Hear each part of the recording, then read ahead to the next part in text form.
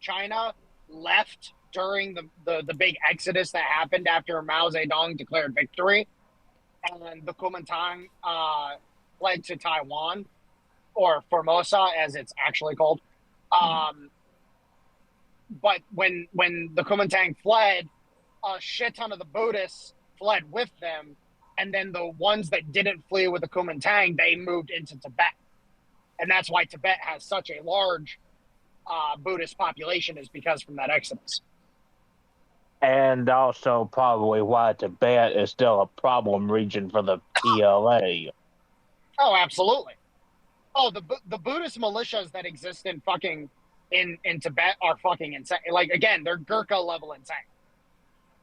We need volunteers to jump out of airplanes. Everybody steps forward. Okay, cool.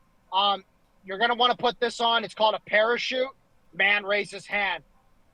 Oh, so we're not just jumping out of the planes? If you understand the reference that I'm making, you're good on you. If you don't, I can explain it. Talk about Merrill's Marauders. No, I'm talking about the Gurkhas during World War II. Didn't they also fight with that dude over there in and around Burma? I believe it was the 4th Gurkhas regiment, because there were multiple Gurkha regiments during that time period. But no, I'm talking about the Gurkhas that operated alongside the Royal Commandos. They asked for volunteers for parachute training from the Gurkhas, and the Gurkhas, not realizing that they were going to be giving parachutes, 10 of the motherfuckers in the Gurkha company volunteered to jump out of a plane, not realizing they would be given parachutes.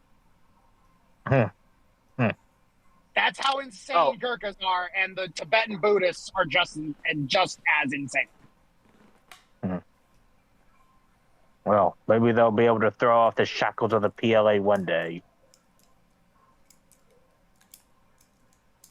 But you were talking about earlier about how the Groypers are getting astroturfed, if I heard you correctly. Yes. Well, I'd like to know, since when did it become popular to associate with Nick Fuentes and his ilk? Okay, so real quick, Dale, are you good to record? Oh, I've actually been recording for some time. Okay. Yeah. You didn't say anything. Well, because I didn't want to cut off the interesting conversation. I decided at some point, it's like, oh, why are we missing this? I'll just hit record, and then I'll, stitch it together, and so forth. So, whatever. All right. Well, Dale, you are wonderful at editing. Thank you. Remind me to not piss you off. But the point is that, so I have actually started to realize something. And I want to shop this by you guys to see, maybe I'm a little fucking crazy, but at the same time, I'm starting to get this vibe. I'm starting to get the vibe from the Groyper movement. I think the Groypers are the new Jews. Interesting. Excuse me? That white people are the new Jews. Elaborate, please. So during the 1800s, it was very obvious that the British were developing the narrative. The Jews are the ones responsible for all these anarchist socialist uprisings across Europe, and that, the Jews are the enemy of Europe, blah, blah, blah, so on, so yada, yada, yada. Okay, so they start building that narrative starting back in the early 1800s during the French Revolution, and it starts building forward into the 1840s. I forget the name of the guy that published his book during that time period, but he published his book. It was basically a treatise on, the Jews are the problem. He referenced a couple other earlier works that were written by other Frenchmen at the time. Mind you, these are all Frenchmen that are writing these books. Carry forward you have a woman that writes a book at the time that then has her book that lays the blame for the French Revolution and all this other shit squarely at the feet of the Jews. And then that narrative just continues carrying on. And then we finally get to the modern day. The narrative has kind of just stopped working. But to be frank, I think they knew that that was going to stop working at some point in time, and so they started working on a new narrative. Oh, these evil white people, they're called Groypers. They're the reason why everything is going wrong. They're the reason why. And by the way, these evil white people, there's a bunch of people that agree with them that are not Groypers, but they agree with the Groypers, so they might as well be Groypers. You see where I'm going with this? And well, doesn't that kind of tie into the white replacement shit that's been going on? Let me get to that, because the whole white replacement thing, I've talked about this previously, but I want to rehash it because it's been a while. You know, the whole white replacement thing, you actually look at it, you actually dig deep, you look at what people say, you see what they do. It's not that they're trying to replace their white population with new other people. They're trying to replenish their population with the non-whites, because the whites aren't having kids. They're not fucking being fruitful. They're not replacing the manpower pool that is required to wage war and to maintain a productive economy. And so they're bringing in a bunch of fucking people that they can easily slot into military roles and low-level manufacturing and menial jobs, and then they force all the white people into college to then take over the high-level jobs. The point being is, at the end of the day, I think that the Groypers are fully controlled opposition, and their only purpose is to be the boogeyman for the purposes of, we're going to launch global policy against people like you in order to cement our boot on the neck of everybody. And the Groypers are just happily going along with it. I will also point out, exactly like how the Jews of Russia went along with the Russian Revolution, even though they were the ones that were ultimately blamed for the revolution and for the murder of the Tsar.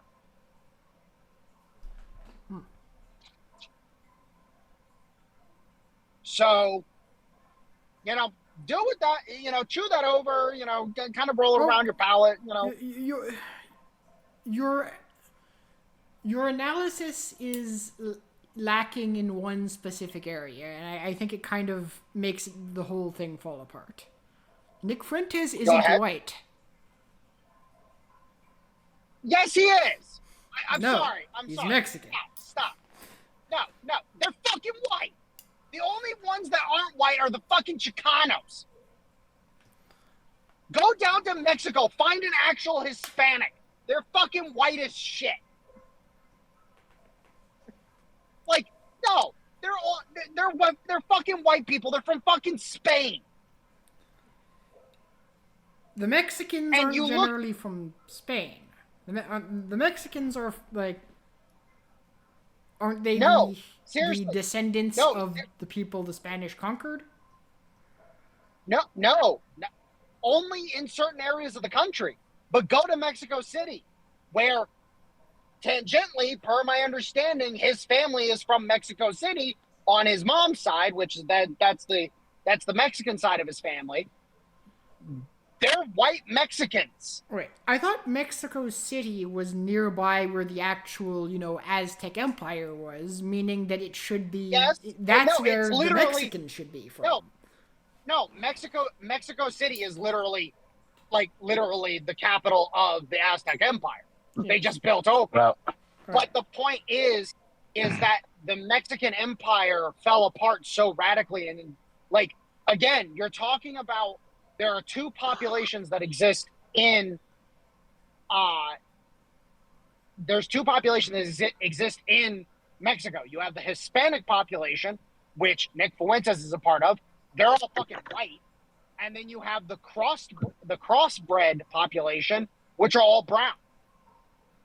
Well, in Dale's defense, Nick Fuentes is really a quarter Hispanic. Well, and that's the thing, is go and look at fucking, her name's Lolita. She's cute as a button. Look her up on Twitter. She's full-blown Spanish, and she looks like she could be fucking Swedish with how white she is. Yes. But that's the point, is at the end of the fucking day, it doesn't matter that he's fucking part Mexican. The fact is he's a fucking white guy. And he's a white guy that happens to be propped up by a bunch of fucking douchebags, which also, if you start looking into where the money comes from for his operation, it's kind of questionable. Well, where is his money coming from? Several of the people are European, like full-blown European elite. Like, some of the people that I haven't been able to truly track down, like, who they are and whatnot, but these are the kind of people that don't have Wikipedia pages. So, what are you basing that on? Huh? What are you basing that he's being funded by those people specifically on? Where's your receipt? Well, okay, so the receipts I would actually have to put it the fuck together. But what you end up having is the people that he associates with, plus the people that are constantly talking about giving him money, and you start looking into it. Also, it's really weird that Nick Fuentes does not deal in Bitcoin at all. Really weird, huh? It's almost like he doesn't want people to know who he's getting money from. You know, I never really paid any attention to that. Anyways, I will be back in like 5 fucking minutes. I apologize. I need to run inside and grab something real quick before I actually go to work. So I'll be back in like 5 minutes. So continue on. All right. Hey, what's up, William? Me, I woke up. Shit. Something about this just doesn't seem to be adding up. About what? It is weird. Okay, Nick Fuentes earlier this year was a fucking pariah. Yes. And now, ever since all this bullshit come out with Trump and his support of H1B immigrants over American citizens, and how he's being smeared and shit as being against America, that's given the Groypers more and more power. Well, not power, but influence and name recognition. Something. It's setting off alarm bells in my brain. Well, I would say it's rather simple. Trump campaigned on several things. One of the things he campaigned on was deporting all the illegals. He's doing pretty well in that. But he also campaigned heavily against H1B visas and against, mass immigration in general, which, H1Bs are a part of. He campaigned on Epstein, and he campaigned on a couple other things that now are kind of, he's not, if you were to look at what he said while campaigning and look at what he said now, it's like rather, opposite of what he said during campaigning. Which would explain why people are getting pissed off at him. Because, And his speech and his little sit down with Laura Ingraham the other day didn't help matters none. Indeed. His wording I mean, if he wanted to wake up the American people and not have them turn on him, he should have been wording his stuff a little bit more tactfully. Because pretty much all he's done now is just alienated who knows how many of his base. Indeed. Well, I can tell you this right now. Just imagine how that's going to affect us in the midterms. Well, first off, I can tell you this right now. He didn't alienate anybody from fucking Ohio. Anybody that mattered, at least. Well, to be fair, the last poll I saw coming out of Ohio had Vivek losing to that Acton woman. Yeah, okay. It's like... Yeah, okay. I would love to see that poll and who it's from, because I can tell you right now, across the board, I have seen nobody in general fucking openly supporting ACTA. Yeah. I think that she's going to win? No, probably not. But at the same time, if such polling might indicate that the race will be closer than it should be. Well, dude, okay, so real quick. So I'm going to explain this. Right, Mike DeWine does not like Vivek Ramaswamy. Does not like Ramaswamy whatsoever, because Ramaswamy is an outsider. Yeah. DeWine had his chosen man, that was Dave Yost, and Dave Yost came out doing the normal fucking Ohio GOP bullshit, where he just goes on the slander trail as hard as he fucking can, and everybody fucking hated it. Everybody.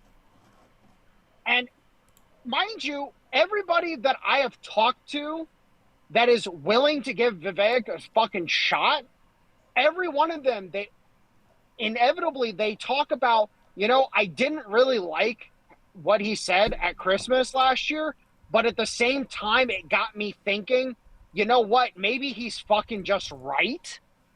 And across the board, that's what Trump was doing with this interview with Ingram, was making these motherfuckers look in the mirror. Because at the end of the day, I'm sorry, but if you're going to just pretend that everything is honky fucking dory, if we just do this and yada yada, that's not how it fucking works. Not even in the slightest. Especially given the fact that, again, we have over 1 million manufacturing jobs in this fucking nation that go unfilled every single fucking year. And the wages for those jobs aren't bad. They're not. Are they great? No, but I'm sorry, guess what? Mid-level manufacturing is not going to pay you fucking $50 an hour. Congratulations, right. You don't work for Ford. Yes. Well, here's how I feel about it. Americans should be given priority in filling these jobs. But if an American can't be found, then that's what the H-1Bs are there for. To fill a slot that cannot be filled by an American. Yeah. But that's the point, though. It shouldn't. But what we need to focus on is the abuse that's been going on in that system, the corporations that have been using it to gatekeep Americans out of the workforce. And what do most of those corporations have in common? Well, most of the ones that I've heard about have been in these tech fields. Yes. Okay, and what do you end up having? These are overinflated companies that have massive workforces that have to try to fucking find as many workers as fucking possible in order to roll out updates and fucking different shit every fucking year, to the point where they hire whoever the fuck they can get a hold of, and the cheaper they can hire them, the fucking better. There's a reason why Learn to Code was taken to heart in India. Yes. Because they saw it as an easy fucking way to make a shit ton of money. But here's the thing, because legally speaking, here's the fun part. Just gonna point this out. Why is the H1B abuse so fucking high? Because the companies can't fucking send these jobs outside of the country, or else they pay a bunch of fines. Yes. They would just have these fuckers work remote if they could. Yes. But they can't. Mm-hmm. But that's the point.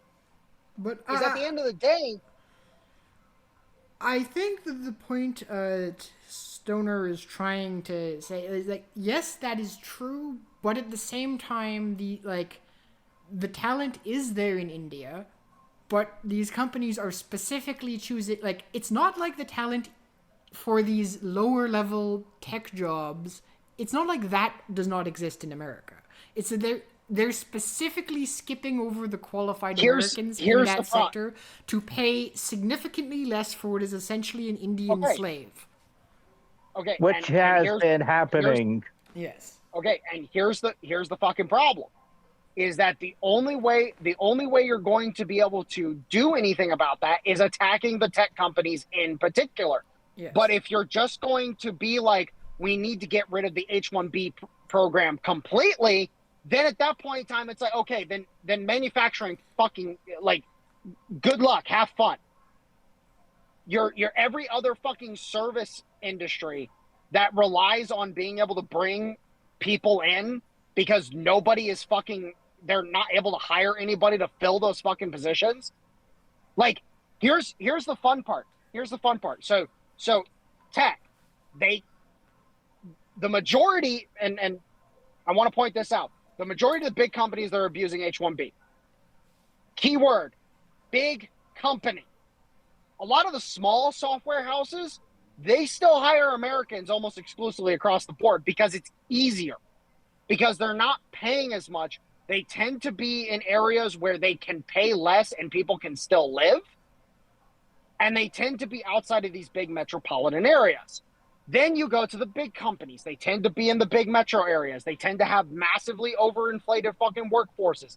They tend to have this. They tend to have that, et cetera, et cetera, et cetera.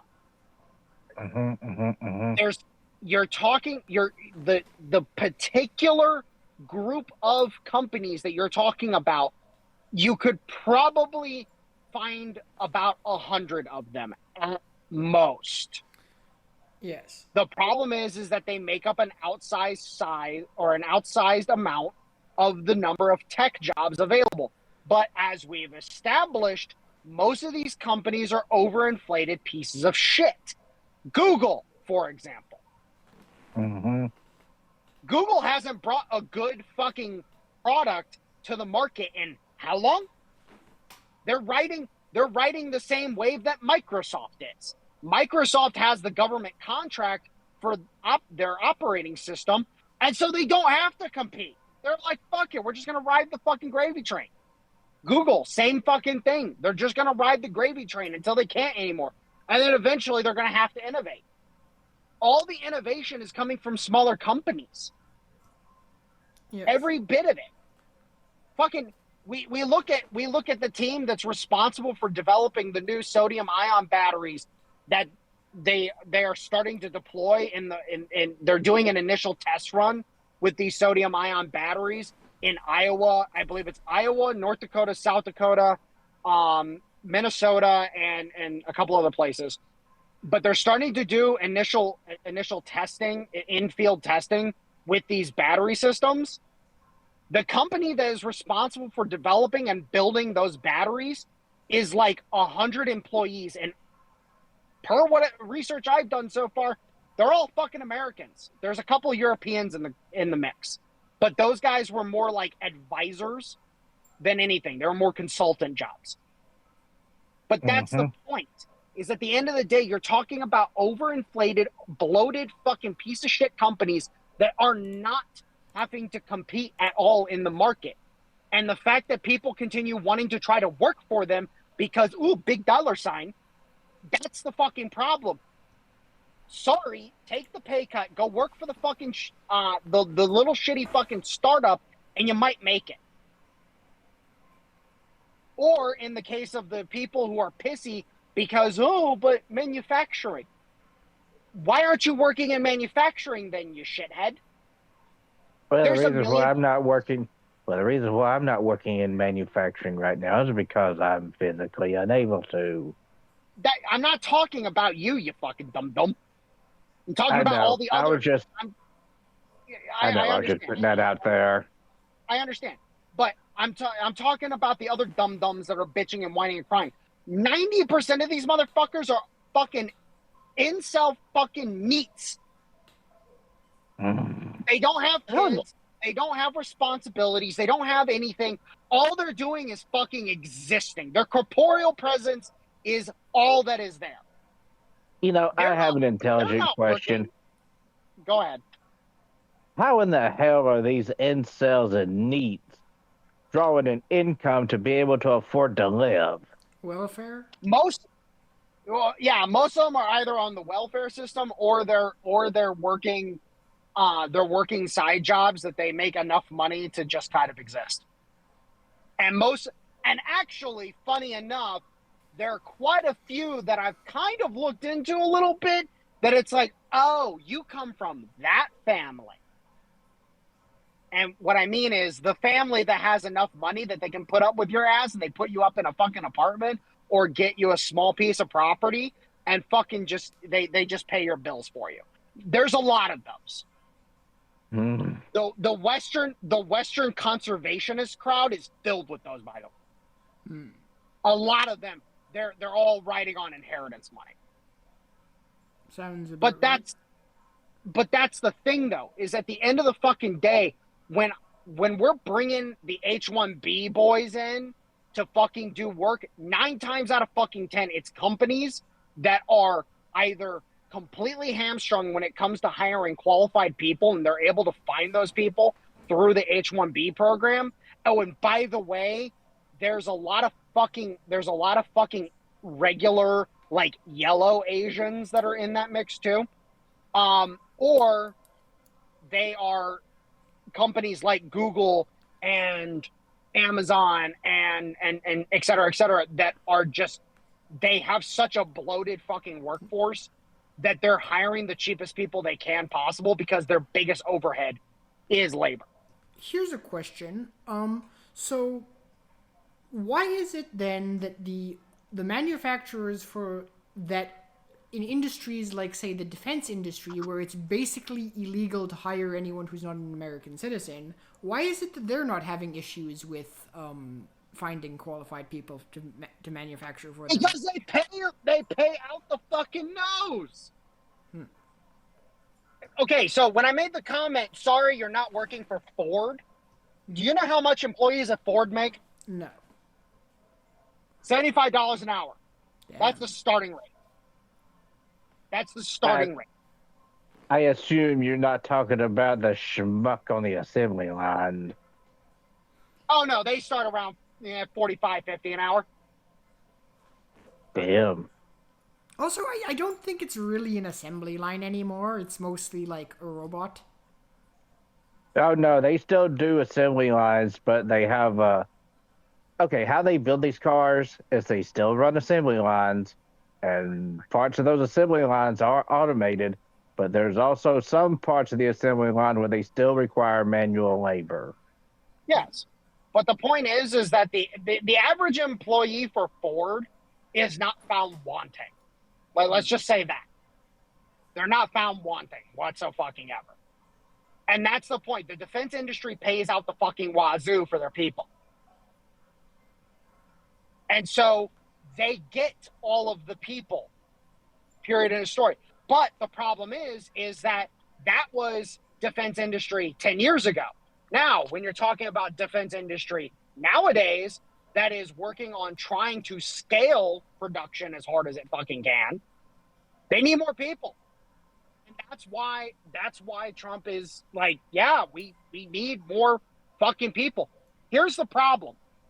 I love these dumbasses that bring up, oh, we brought unskilled housewives into the factories and they fucking did a perfectly good job. Motherfucker, how about you fucking mention the Italian men that were in those factories too?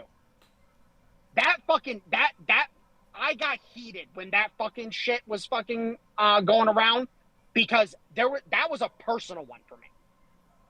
Because here's the fun fact.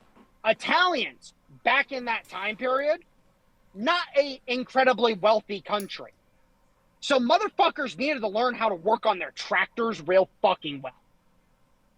Well, I'll see your Italians and raise you an Irishman. No, the Irish mainly went into civil service and fucking military. The Italians were the main ones that went into the factories because the average Italian had basic mechanical and electrical engineering skills that the majority of people in the world at that time didn't fucking have. Because again, they had to be able to do their own work. There's a reason why a lot of Italians got excluded from the draft because they were considered too valuable in the factories. Well, that would explain why your stereotypical police officer from that era was named Paddy O'Malley. Yeah.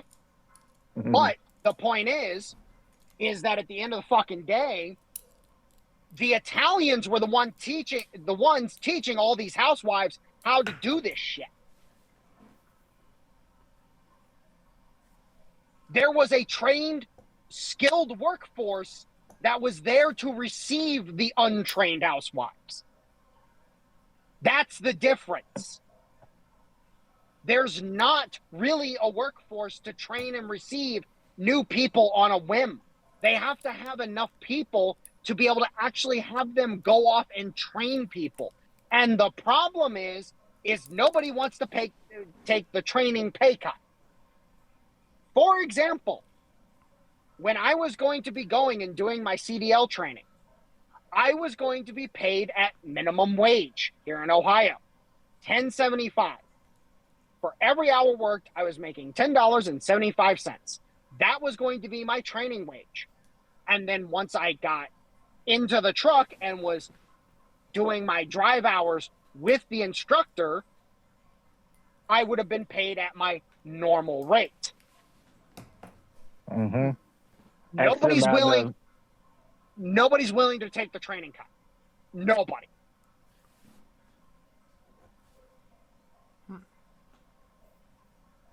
So I'm sorry if you don't like fucking, Pajit number fucking 1142. But guess what? Pajit 1142 has the basic mechanical and electrical engineering skills that make him valuable. That's true. At least when he's not. If only Pajit number 6,904. Well, if only Pajit number 69,420 knew how to properly drive a semi truck. Yeah, see, yes, they're useful until they're plowing into families and wiping out whole families. Congratulations, and mind you, most of those motherfuckers are not qualified to begin with. They're untrained. Mm-hmm. See, that's the fucking point. Like, that's the whole crux of the situation. Those motherfuckers are completely untrained. They're completely unskilled. They have no fucking clue what they're fucking doing. And thus, they're a fucking detriment.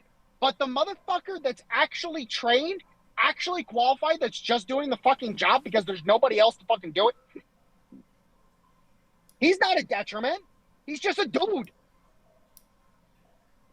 Now, if you want to bitch about the motherfuckers that are coming over, that are fucking getting jobs as cashiers at gas stations and shit because their cousin happens to own the gas station.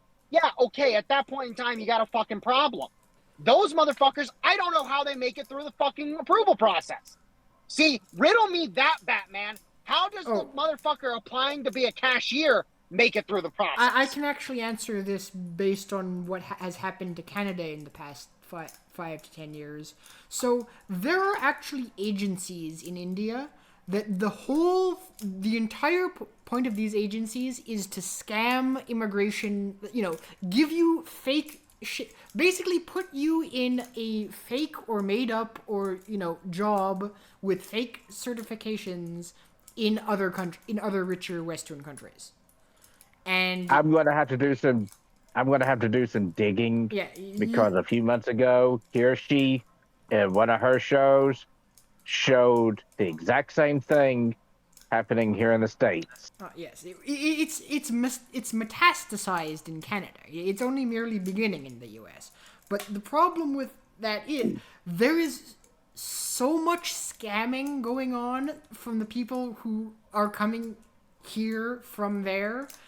And, as I said, it's an entire industry of, you pay these agencies to give, to lie and get you into, positions that you have no place being in Western countries. Right? Okay, and that's the thing. And that sounds like a failure of vetting and a failure of fucking, that's it. That sounds like a failure of the process. Yes. And that's the whole point. Is at the end of the fucking day, we need to vet the process more. We need to actually make sure that the motherfuckers we're bringing in are actually who they say they are. And that's the point. Like, for example, these dumb motherfuckers would love to toss my primary physician out of the country. Guess what? Go fuck yourself. The woman's been seeing me since I was 5, and I've never had a complaint about it. Yes. So that actually brings up another similarly related topic that it's a very new phenomenon, and I think I can say this with some degree of protection from the accusation that I just hate Indian people because my wife's Indian, but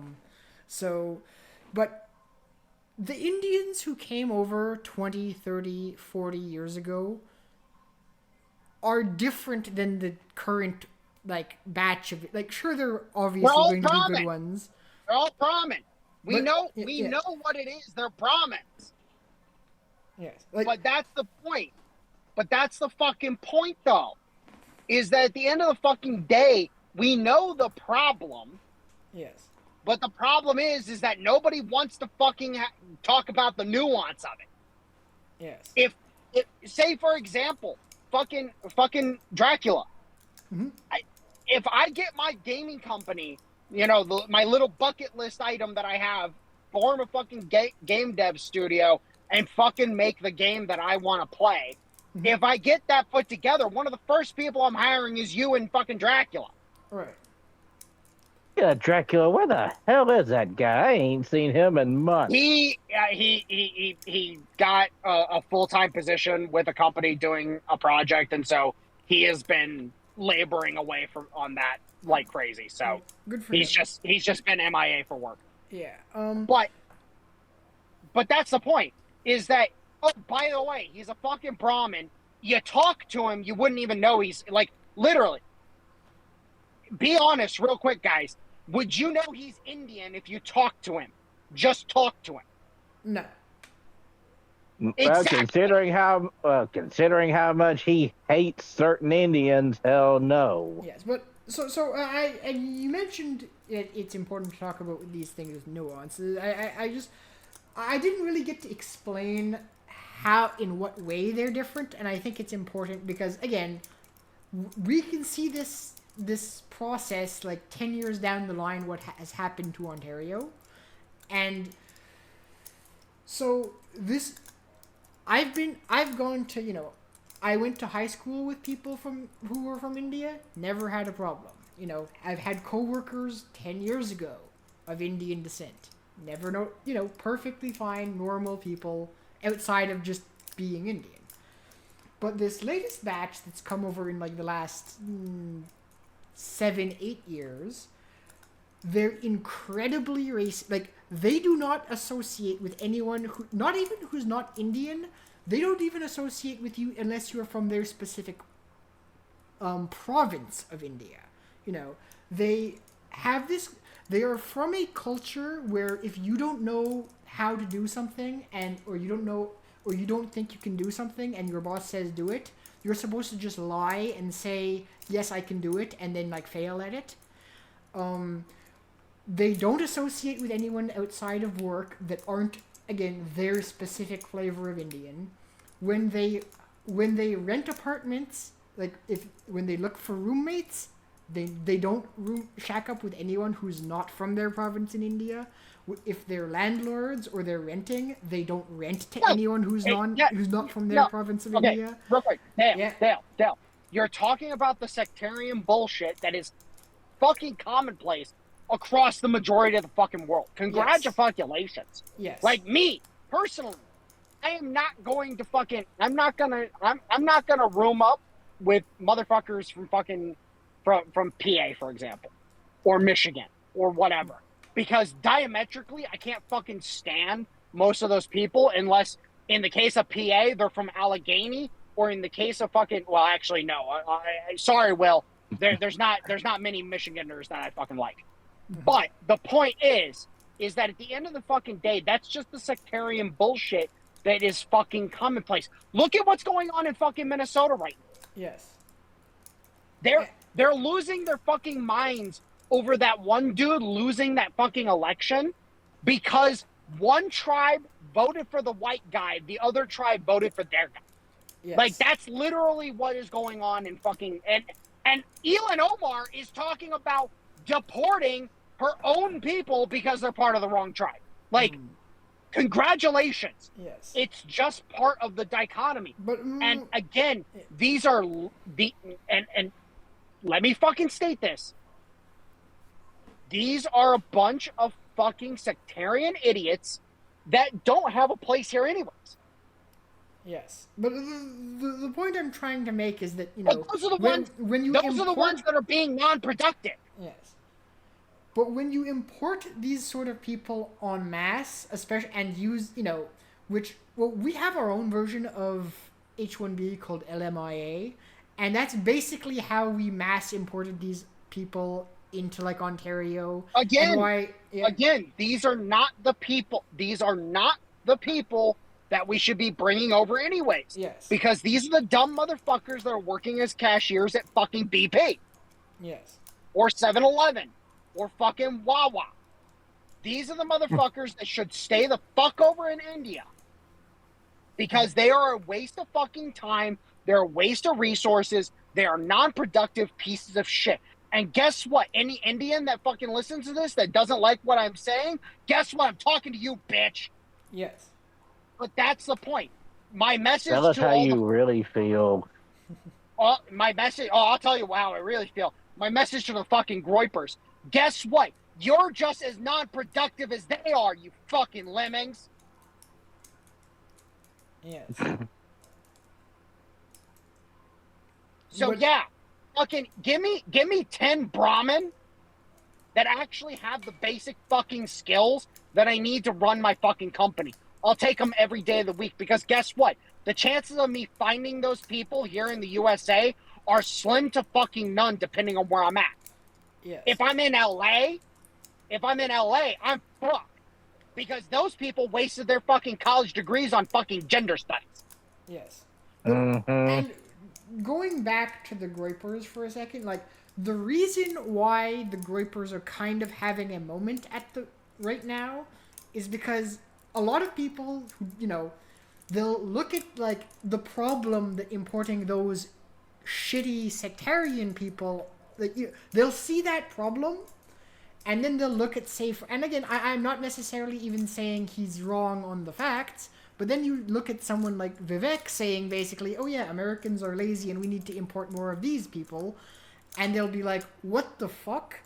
And the only people who don't, you know, the only people out there who are saying anything about that is the fucking Groypers.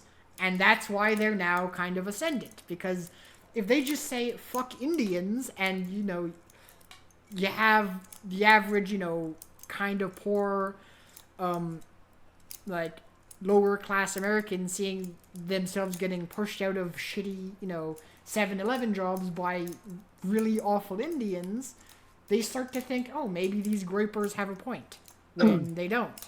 Well, and if they're the only that's people, like, if they're the only people even talking about the problem, then, you know, people are going to listen to them.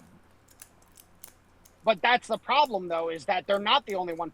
Again, Vivek literally told people to look in the fucking mirror. That's what his statement was. Look in the fucking mirror. You failed your civic duty to do the best for your nation. Like, I'm sorry. At this point in time, I'm drawing parallels between the shit that Trump just said to JFK. Oh, by the way, Lyndon B. Johnson had JFK's brains blown out so he could become president. And then he fucking said, I'm gonna make sure these niggers are always working for or always voting Democrat. Okay, Yes. let me. Okay, here's what he really said allegedly. Yes, go ahead. Here's what he allegedly said. Give them, African American gentlemen, welfare, and I'll have a voting Democrat for 200 years. Yes. Now check out my dick. But no, that's the point, though, is at the end of the fucking day, there's a lot of parallels between, ask not what your nation can do for you, but ask yourself what you can do for your nation. And what Trump just said, people aren't fucking doing what they need to be doing nowadays. Hey, you know what JFK also told his Secret Service? I choose to be with this woman, not because she's easy, but because I am hard. Jesus Christ. But no, that's the thing. And like, look at it this way. We've got plenty of people that if they just fucking had the opportunity to learn, they would. Abso-fucking-lutely. But here's the problem is we don't have the infrastructure for it. This is why, by the way, when's the last time the U.S. had the civil service? Oh, that's right. JFK. Because Lyndon B. Johnson fucking ended it. Which is why E.M. Burlingame is fucking screaming from the rooftops, we need to bring back the civil service. Wait, we don't have civil service, but what about Job Corps? It was all part of the same thing, basically. Like, it was all part of the same umbrella. I was thinking to say, isn't Job Corps similar to civil service? It's all part of the same. So what exactly do you mean by the civil service? So the civil service, it was a program started under the New Deal. It was probably the only part of the New Deal that actually was a good idea. Okay, civil service, basically the public works, like building the Hoover Dam, electrifying the Southeast. No. No, it was a little more complicated. The concept of the civil service is we're basically going to set up training camps to train people in certain job sets so that they could be used to do the public works. And then after the war, those people then moved into the workforce and created the surge that created the 1950s. All right. So the civil service, if we brought it back and actually instituted it properly, like we did back then at that point in time, it's like, oh, hey, HVAC, plumbing, electrical, fucking mechanical engineering, electrical engineering, all these fucking service industry positions that are currently fucking going unfilled every year, which there's plenty fucking of them, could be filled no problem whatsoever. But the glorious bastard himself, Gavin Newsom, welcome, Mr. Governor. Hello, sir. He has come. He is an HVAC and plumbing guy. He can tell you how bad the fucking red tape is when it comes to getting certified. Well, the civil service, as it was back in the day, cut through that red tape almost across the board completely and utterly. Mm-hmm. So, and that's the whole point, is that you have to, and I mean have to, create the infrastructure to actually train the people. Because, like, for example, just go to trade school. No, don't go to trade school. Go to the fucking unions. Stop being tricked into going to trade school, because trade school can't give you the fucking certifications. They can only give you the training. You still have to do the time. Well, even better than unions, because you don't have to pay dues back if you're willing to put up with the really, really difficult jobs that non-union people get into. Honestly, well, yeah, of course, yes. The non-union route tends to be the best long term. But I'm saying the point is the unions aren't doing a good job either by basically allowing people to be tricked into going to, which I honestly speaking, I suspect the unions are getting kickbacks from the schools. But the trade schools are worthless because they can't give you the piece of paper from the state. Oh. You still have to do the time. The That is trade interesting. schools only teach through they only teach through best case scenario training too. They don't walk you through all of the nuances of the job. It's completely worthless for your time.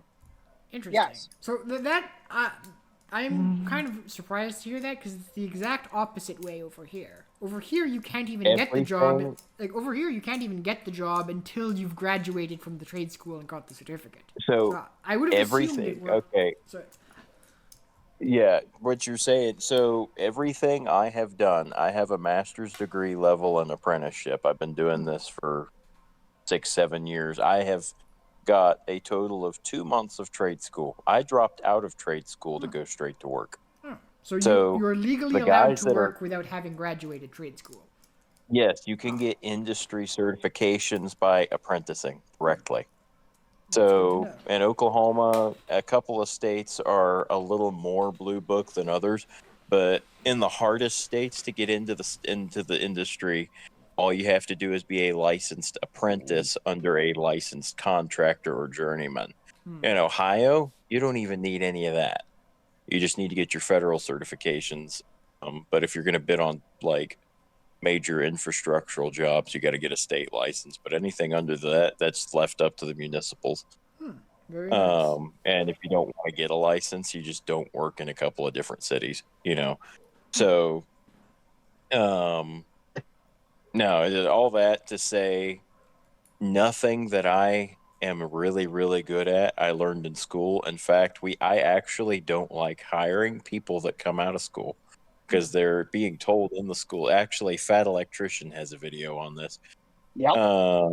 Everybody coming out of the school, and I can attest to it, the teachers will tell them that they're going to come out of there asking for 25 plus an hour because they got this paper, this diploma or whatever. And I can't get them through a basic assessment, and they can't tell me how, basic electricity works. And they can't tell me what delta T is when I'm trying to get temperatures out of a furnace. This is just elementary, building maintenance, and they don't know anything about this shit coming out of school.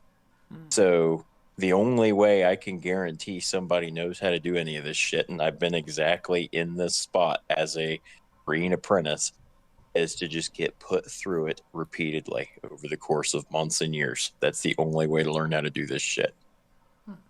Yeah. And that's the whole point, is that at the end of the fucking day, you're talking about, you need the infrastructure to actually train these people. You can't just have like again, you can find a journeyman that's willing to apprentice your ass and willing to fucking bring you on, but expect to make 18 to 20 bucks an hour, period, end of story. That's all you're going to fucking make. You're not going to be making the 25 plus that you would expect to have with this kind of job, period, end of story. So And Yeah, then you might as well just start doing it without any debt. here's a question for you all, because, go ahead. all these hourly rates are kind of, they don't really say much unless we, know, like, how much an hour would you say in these areas does it take? Would it take to, actually, rent a place and actually, afford to live in the area? Okay, so Dale, yeah. let me just use myself as an example. So, I am a 4 years experienced security officer. I have my arms certification, which I have to renew my certification every year. I am not a commissioned officer, so I do not have my commission. So I'm lacking that one piece. If I had that piece, so as it stands right now, given my experience level and what I'm able to do, the most I'm hopefully able to achieve within my industry is $22 to $24 an hour, period, end of story. That is the most I can expect to make, period, and just as is. Right. I can afford, if I wasn't in my particular situation is kind of unique, but if I was zero debt, zero liabilities, I just had to pay, rent and fucking, all the basic shit, I could let's be conservative. I would have about $600 to $800 a month left over from my job. Just working 40 hours a week. Material, douchebag. Now, then you have the fact that I am only 4 years in.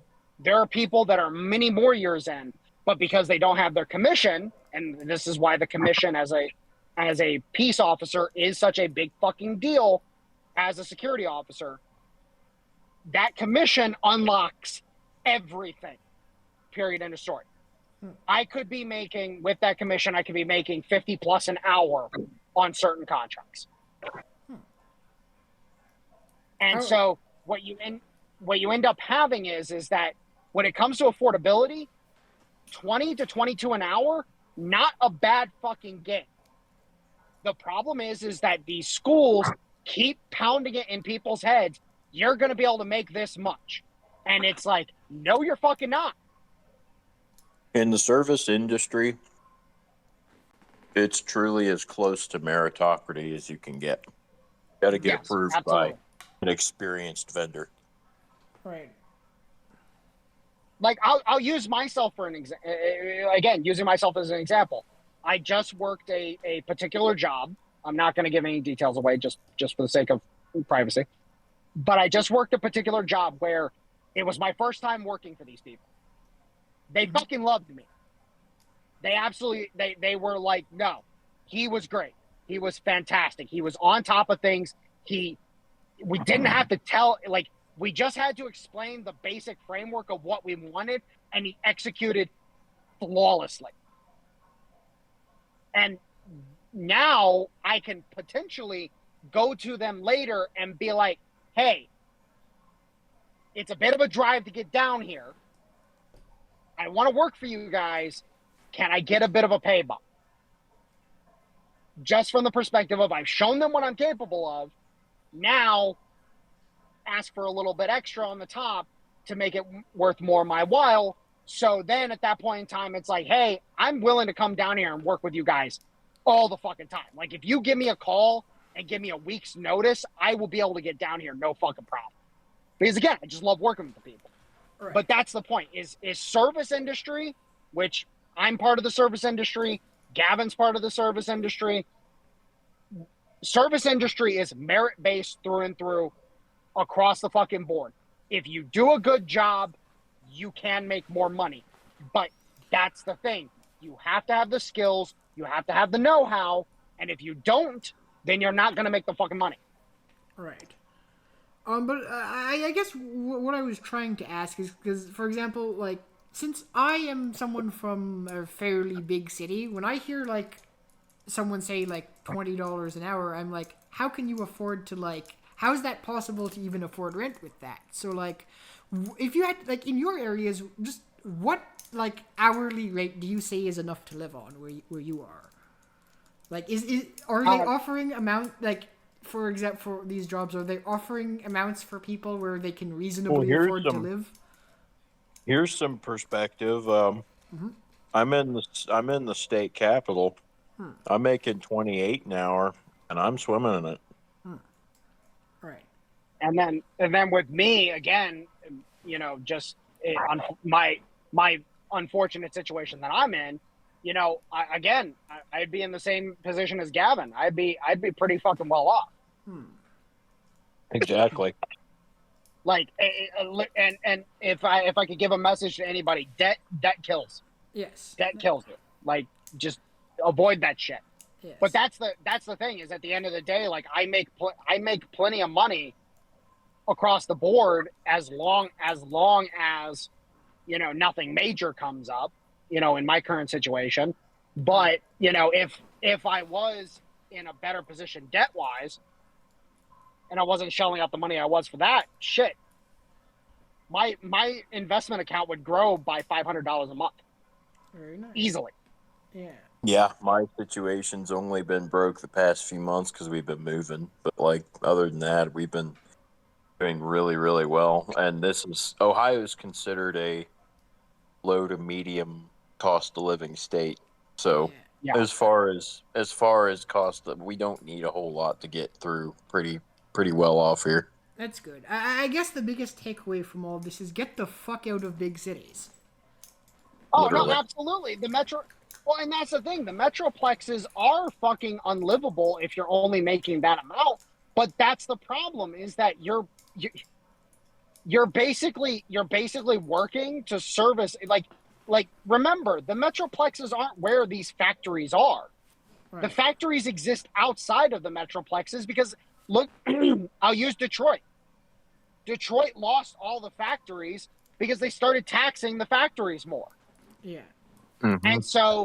And so the factories moved into the suburbs, and then everybody moved with the factories.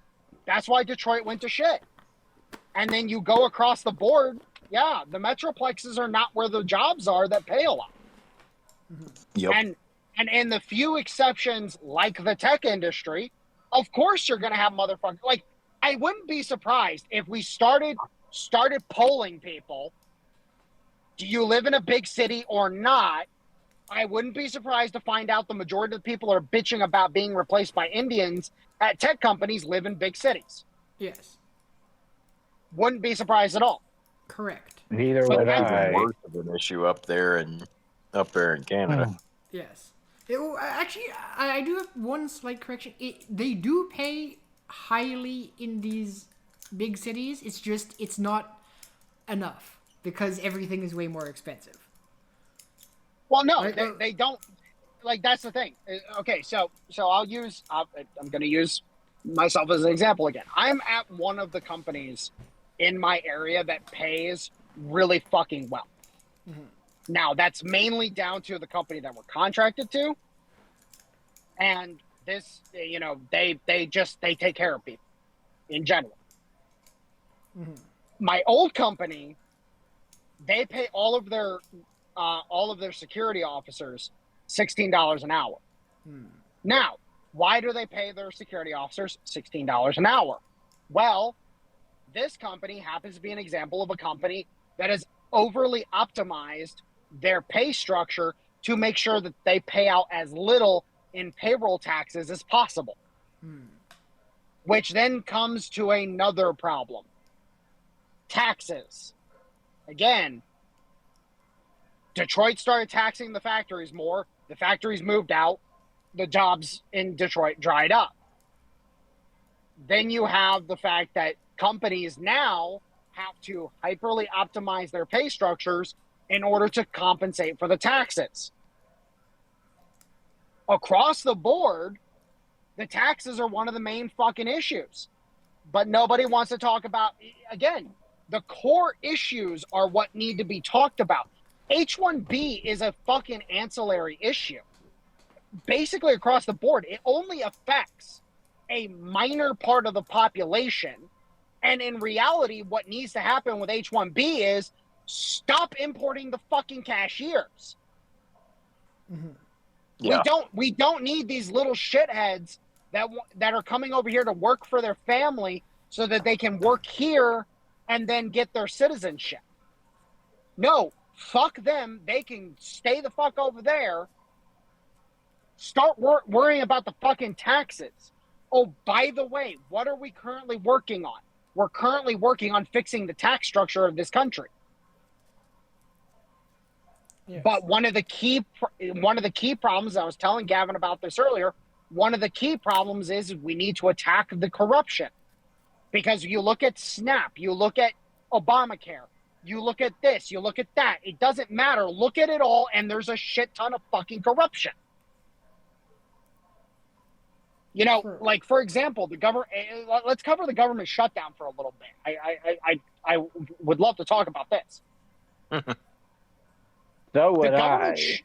The government shutdown was a massive win for us Yes. because we didn't fund Obamacare. The vote for it is next month, and I do not believe it's going to win. No, it won't. I do not believe it's going to pass. And then we also forced a situation where now they're talking about forcing people that are on SNAP to reapply to SNAP. Mm-hmm. They're threatened, and at least this is the way I think they're going to do it. They're probably going to threaten to withhold the federal subsidies for the SNAP program, because remember, SNAP is a state level program, not a federal level program. But more than likely, they're going to threaten to start withholding the federal subsidies from states for the SNAP program if they do not force people to reapply to the SNAP program and actually fucking do the work that is necessary to weed out the ones that are just taking advantage of it.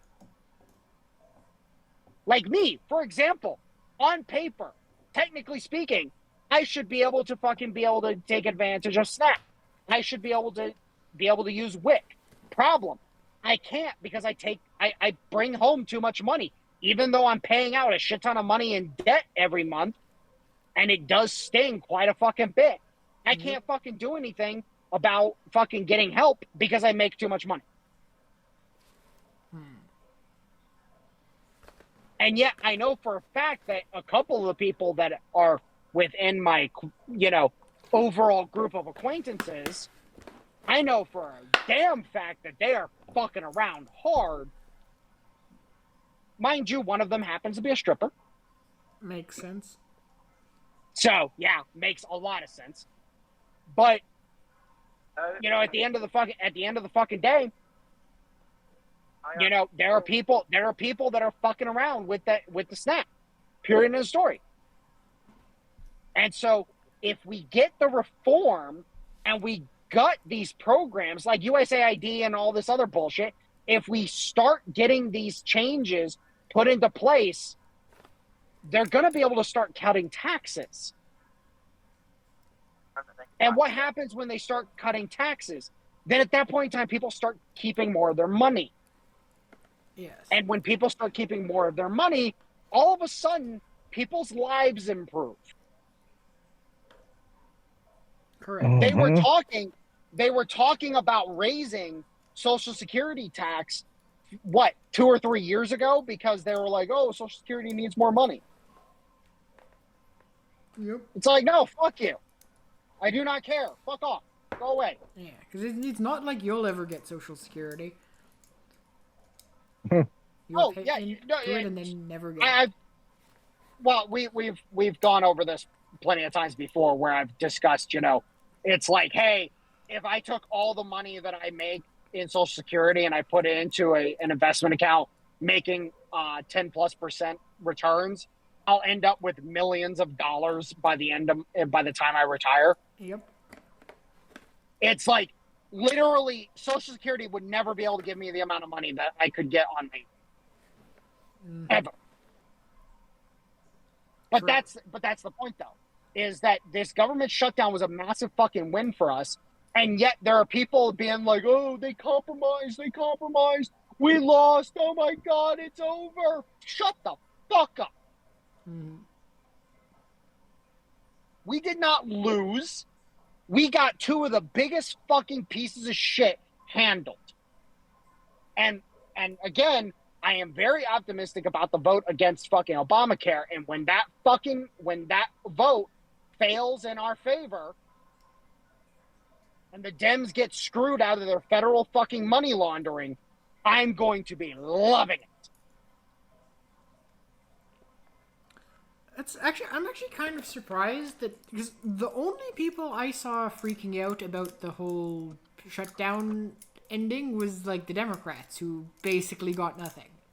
I'm surprised you were seeing other more right-wing people freaking out, because as I said, it's Groypers. It's Groypers. Like the entire left-wing part of the Democrat Party was melting down for at their own side for the whole week because they got nothing.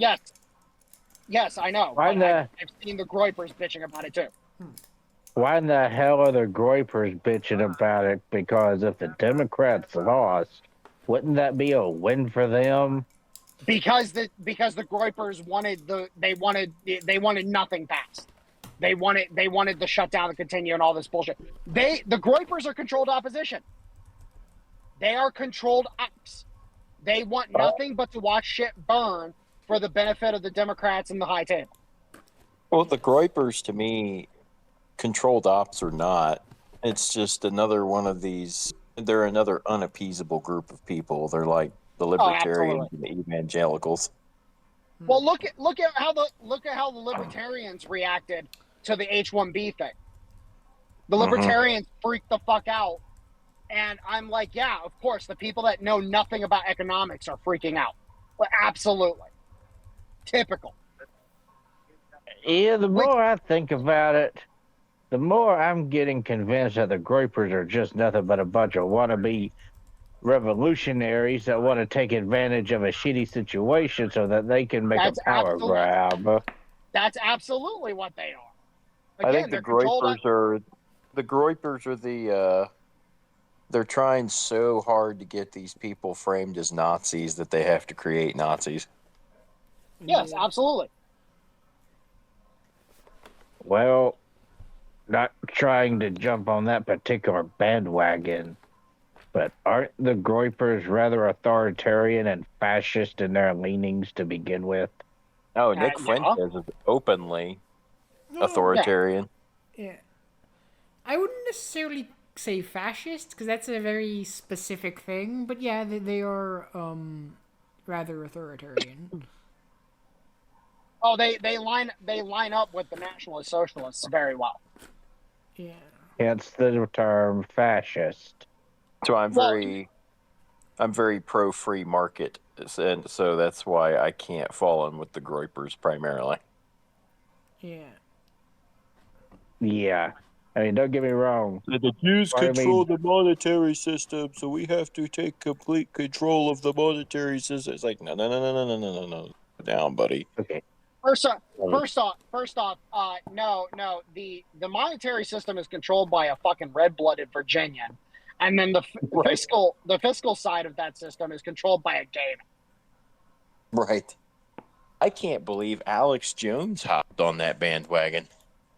Did he? Because Alex Jones, I'm sorry, I'm gonna say this right fucking now. I don't care how people feel about it. Alex Jones has been compromised. He's been compromised since his lawsuit. He was saved by somebody. I don't know who it was, but he was saved by somebody, and that somebody is telling Alex Jones what to fucking say and do. Period. End of story. It's the same thing with Thomas Massey. Thomas Massey's wife fucking dies, and then all of a sudden he starts going off the rails. Somebody fucking killed his wife. I do not care what he has to say on the subject.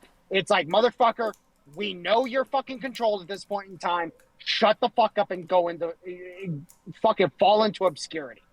By the way, speaking of the fucking Massey situation, I fucking love the fact that fucking Trump ordered Miriam Ackelson to be the one to go after Massey. That is peak fucking irony. Who's going after? What are they going after?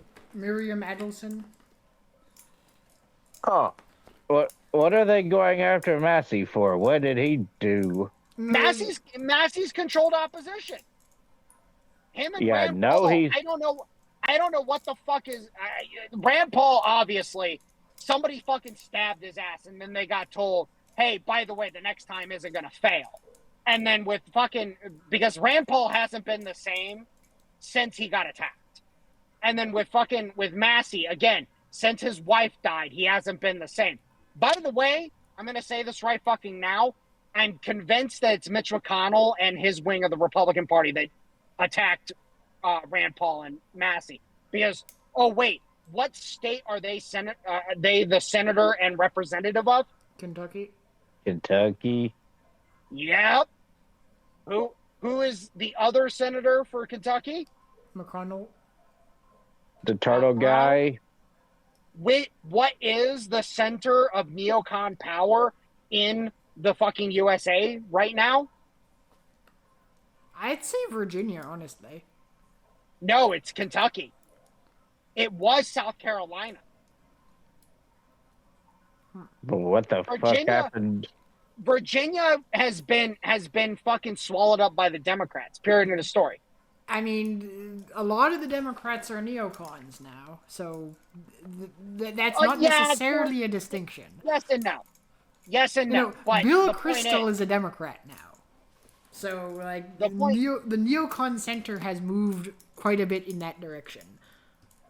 The point is that Kentucky is definitely the center of this bullshit. And again, I'm pretty sure that Mitch McConnell is the one that that intimidated Rand Paul and then intimidated Massey. Period in the story. I don't care what, because these motherfuckers have been voting with the Democrats so fucking hard, it's unfucking real.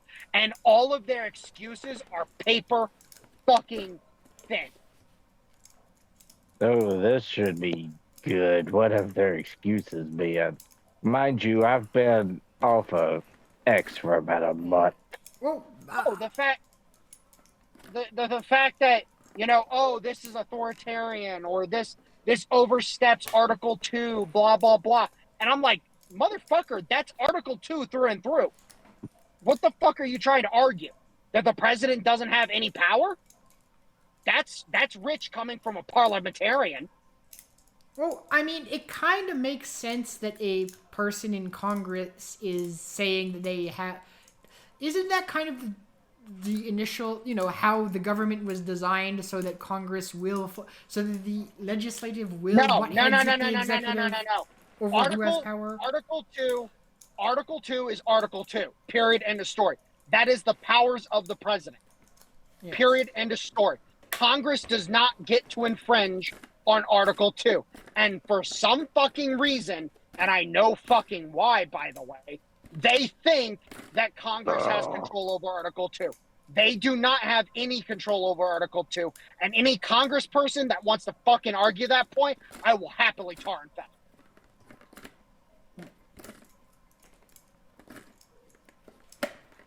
Stay in your fucking lane, you piece of shit. Right.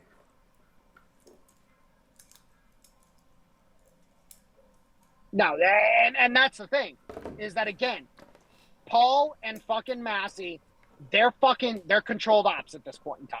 Whoever the fuck got to them, whether it was a progressive or whether it was McConnell, I don't know yet, but the facts on the ground are as obvious as they can fucking be seen. Because Marjorie Taylor Greene just got her support pulled back too.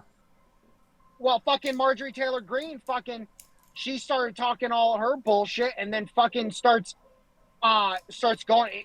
Fuck it, I wanted to make so many autism jokes about her so hard the past week, it's unreal. Her whole Amtrak rant that she went on, and it's like, hey, dumbass, that's cute. Oh, by the way, Amtrak is fully subsidized by the federal government. What did she say about Amtrak? She was bitching because during part of the shutdown, she was forced, because of flight delay, she was forced to take the Amtrak from Washington down to Georgia.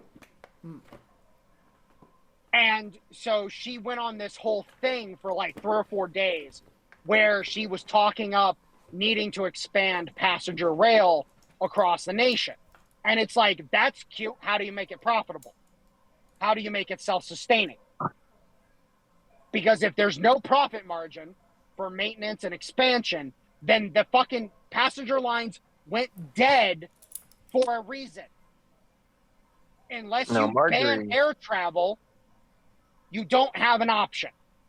Marjorie's had all kinds of airhead quotes come out of her mouth for the past several years. Bro, the past year has been terrible for the woman. Yeah.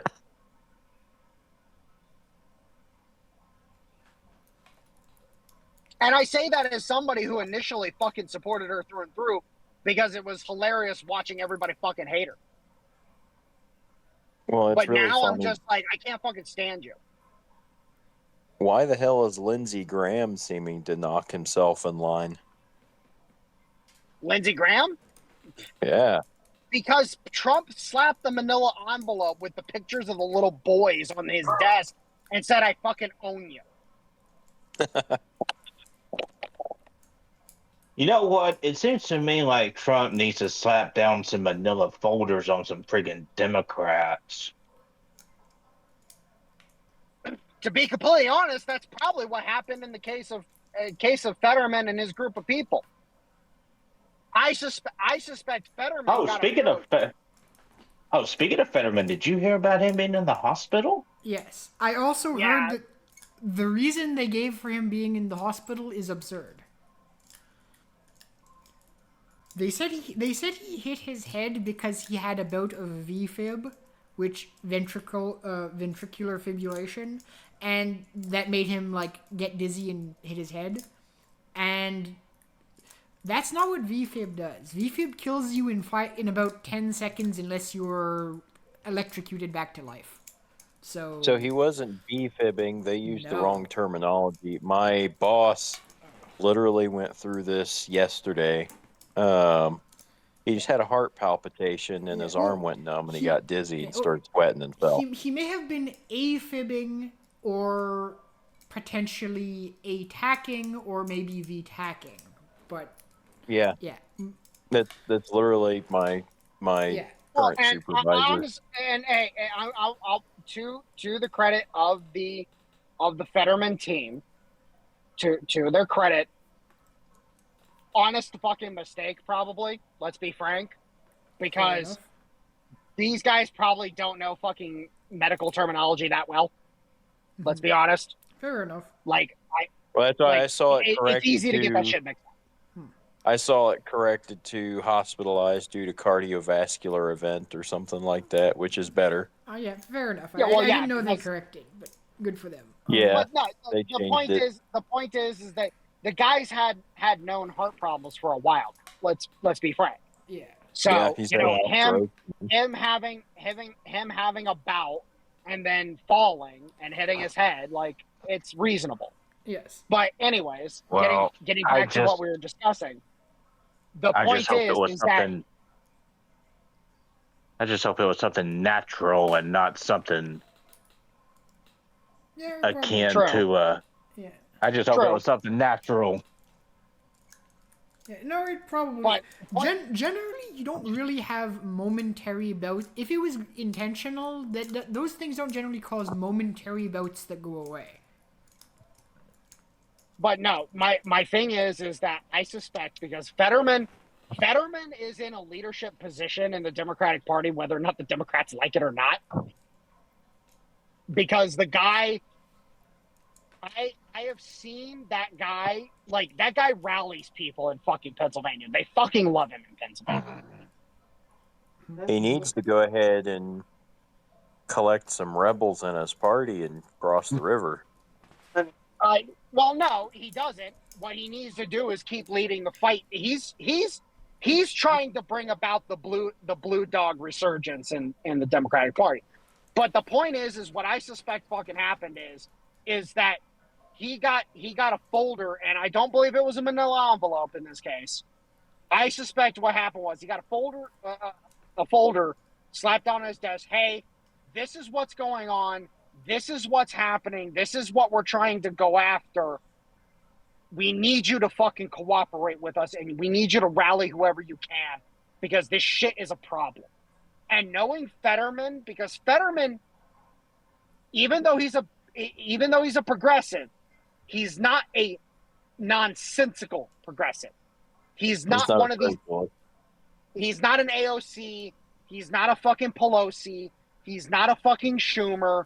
He's actually quite sensible across the board. He would have probably on the lone wing of his party. He probably would have seen the numbers and been like, "Yo, I got you. Give me 24 hours. I can fucking get some people together." I'll tell you, talking about Fetterman, I think that whatever happens to Congress, I was just telling Mike this the other day, they need to somehow restore and smuggle John Kennedy over into the next administration, because he's just, I don't know, I think he's a national treasure. John Kennedy's not bad. I just think he needs to understand, hey, bud, look, you're the modus operandi of your party is not the way to go. Look at your I believe, look at your namesake. Let's say that, because I don't think he's related to the Kennedys. I think John is I think for his generation of conservatives, he's about as sensible as they get without being a neocon. Well, the point is that it's like, look at your namesake and understand that your namesake is the way to go if you're going to be a Democrat. Mm-hmm. Well, most of his namesake are now Republicans. Indeed. Wait, what? I said, wait, there's a new John Kennedy in the Democratic Party? Yes, I don't believe he's related to the Kennedys at all. I believe that he just shares a name. Do you know what state Senator he's from? John Kennedy. I thought the only Kennedy in the Senate was the Republican from Louisiana, I think. Yep, it's Louisiana, John Kennedy, the old man. Oh, wait, that guy's a Republican then. He's not a Democrat. Yes. Oh, yes. I thought he was a Democrat. Oh no.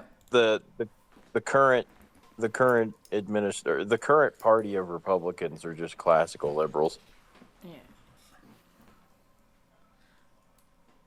There's a difference between progressive liberal and classical liberal. Yes. God damn it, my neighbor's smoking weed. I don't want to close the window. Second.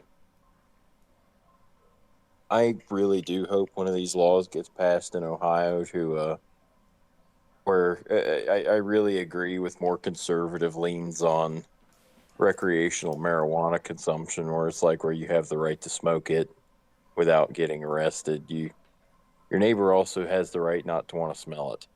Indeed. Yeah, I've heard that the smell of marijuana is basically everywhere now. It's fucking ridiculous, dude. Yeah. I got a contact high driving down the highway the other night. I'm not even joking, Mike. I was driving down the road, and it was during rush hour, and of course the 2012 Dodge Charger is stuck parallel to me about 10 feet away, and that car's hotboxing like I can't see through the back of his car. And the smoke, he just rolls his window down, and just a waft of smoke goes up into my truck, and I'm like kind of stoned driving the rest of the way. So pretty much they were pulling a Cheech and Chong. Yeah, literally. And I look, well, I was like, look at it this way, dude. Look at it this way. We've all done it before, where we're making out with a hot chick. She fucking lights up a blunt and then fucking starts making out with you, and you're just like, shit, fuck. I did that one time. I was like, this is cool. I never want to do this again. Hey, Gavin, let us know if you start seeing pink elephants or dragons. Hey, I gotta dip out for a few minutes. I'll be right back. All right, no worries. All right. You know what you just did to me?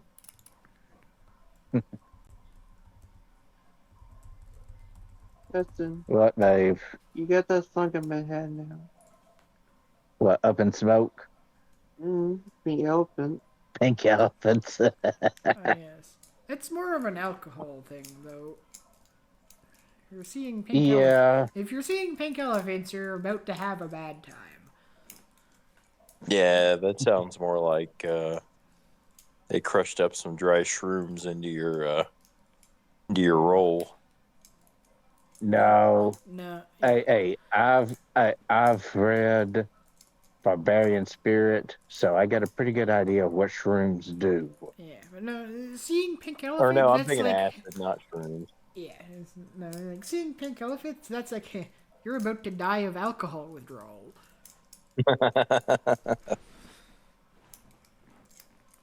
No, I've had near alcohol poisoning, and then that's when I quit drinking like that. Probably for the best. You know, I've drank plenty of times, and I've never had a single hallucination. Yeah, well, you don't have The hallucination comes from the end stage of alcohol withdrawal called delirium tremens. You don't get it from being drunk. You're so You damn get- you- dehydrated and your brain's inflamed. Yeah. Yeah, you basically get it because, you're after many years of drinking, basically your brain has two chemicals. Your brain has two chemicals in it. One is GABA, one is glutathione. Little green men. Hold on, Z's talking. What? I'll tell you, I got high once I saw little green men. Huh. Z says she got high once and saw little green men from Mars. Yeah. But basically, when you drink too much, your body stops producing this thing called GABA, which is your brain's normal, like, calming neurotransmitter because it's getting it from alcohol.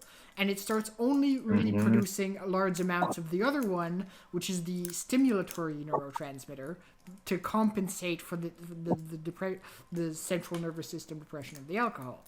So when you stop, your brain is like, it's just firing off constantly because it no longer has the external calming thing, and if you've done it for too long, it can just fucking kill you. Yeah. So kind of like what Burt Reynolds was going through in the second Smokey and the Bandit movie. Probably. Man, you got the you got the DT so bad you could thread a Singer sewing machine in it running. Yes. No, it really sucks. And your kidneys look like the air breather on a KW. Sorry, what were you saying, Evan?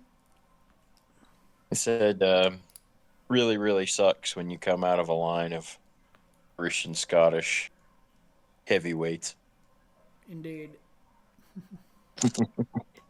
Well, I got a little bit of Indian running around in my DNA, so you can just about guess how sensitive to alcohol I am. Yes, you got to be careful with the fire water there, then. I think Yeah, I think Z's got a higher percentage than I do because she is especially susceptible to alcohol. That is true. I have an eighth Choctaw. So I have enough. Literally, the only negative attributes of Native American DNA that I have, as far as I know, I have really soft teeth. Hey, I honestly think that it's gotten to the point to where there are a lot of Americans, white Americans, that do have some Native American ancestry to them. Yes, a lot of Because them. of how much we've interbred with the natives. Yes. hey, honey. Mm. Don't forget, you can also count the proof. Look at Dad. Oh yeah, your dad. I wouldn't be surprised if your dad was the chief of a reservation somewhere. We didn't even know it. Yeah. So yeah, a lot of Americans definitely do have some Native American God. DNA, but not Elizabeth Warren. Exactly. Elizabeth Warren has nothing to do with Native Americans. Straight up fucking Puritan.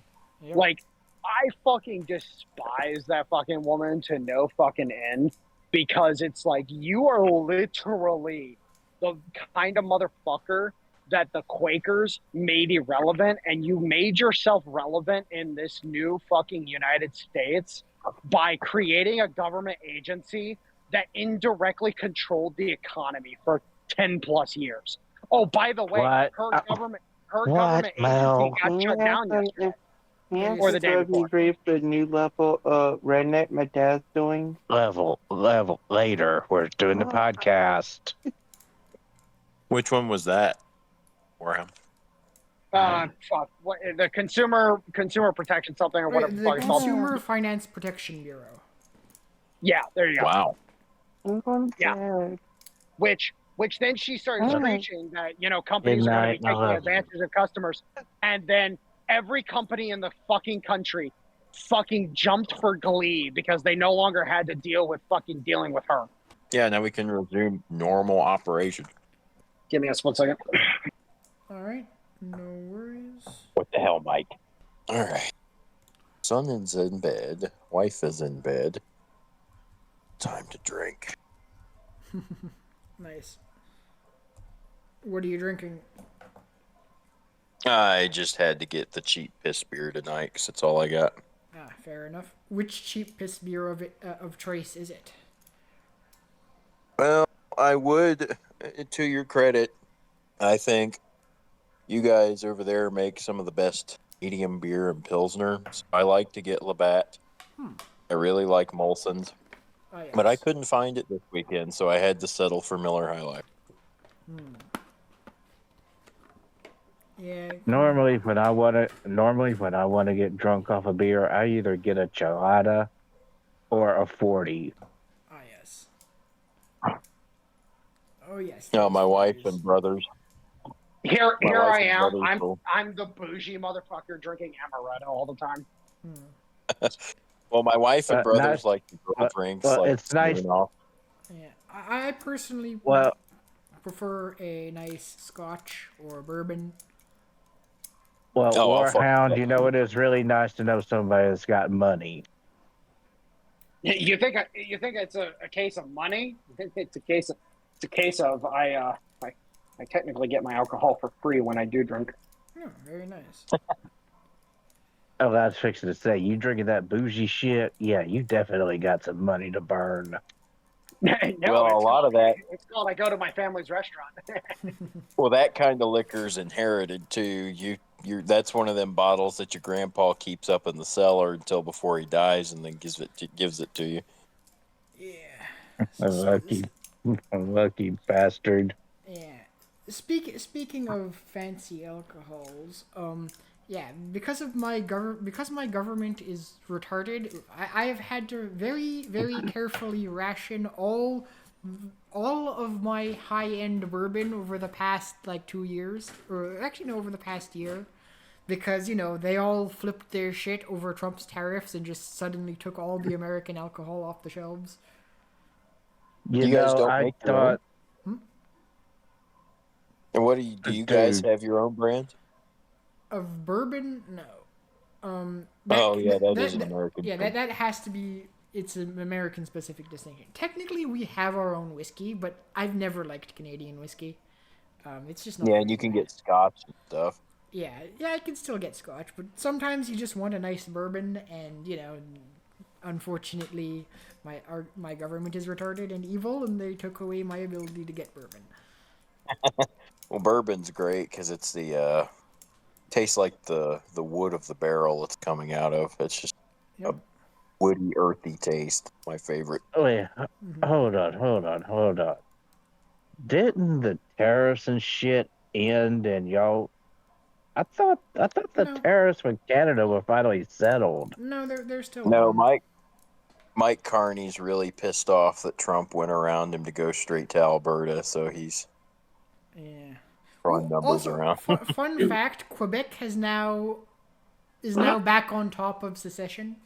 They've outflanked. Are they just going to be another? Oh. Are they just going to become their own autonomous socialist state, or are they going along with Alberta? Alberta is still just in the talking about it stage. Quebec has now drafted its own constitution, like its own federal for the federal state. The federal nation of Quebec. It's tabled that motion in its own parliament, and it's going to be passing its own constitution in 2026. And oh my god, there's some it's not secession officially, but there is some wonderful. One of the new parts of the Quebec Constitution basically just says, yeah, we don't have to abide by any international treaties signed by Canada. There are a whole bunch of fuck you provisions in the new constitution. Let me see if I can have to scroll up a bit. So are they?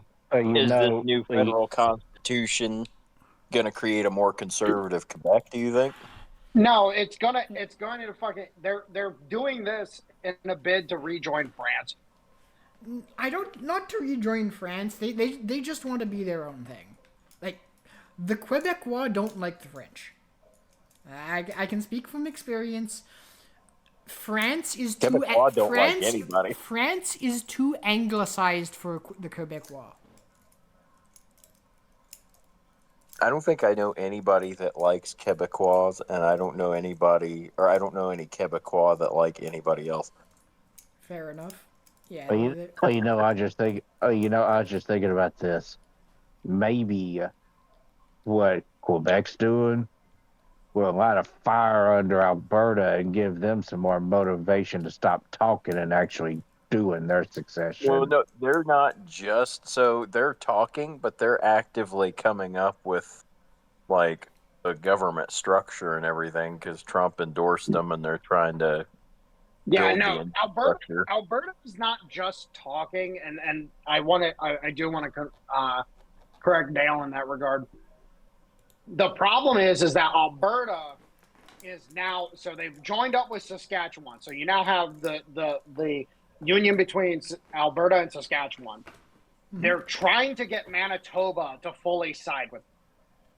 And then once Manitoba fully signs on, which looks like it's about to happen, there's some things that they're trying to work out.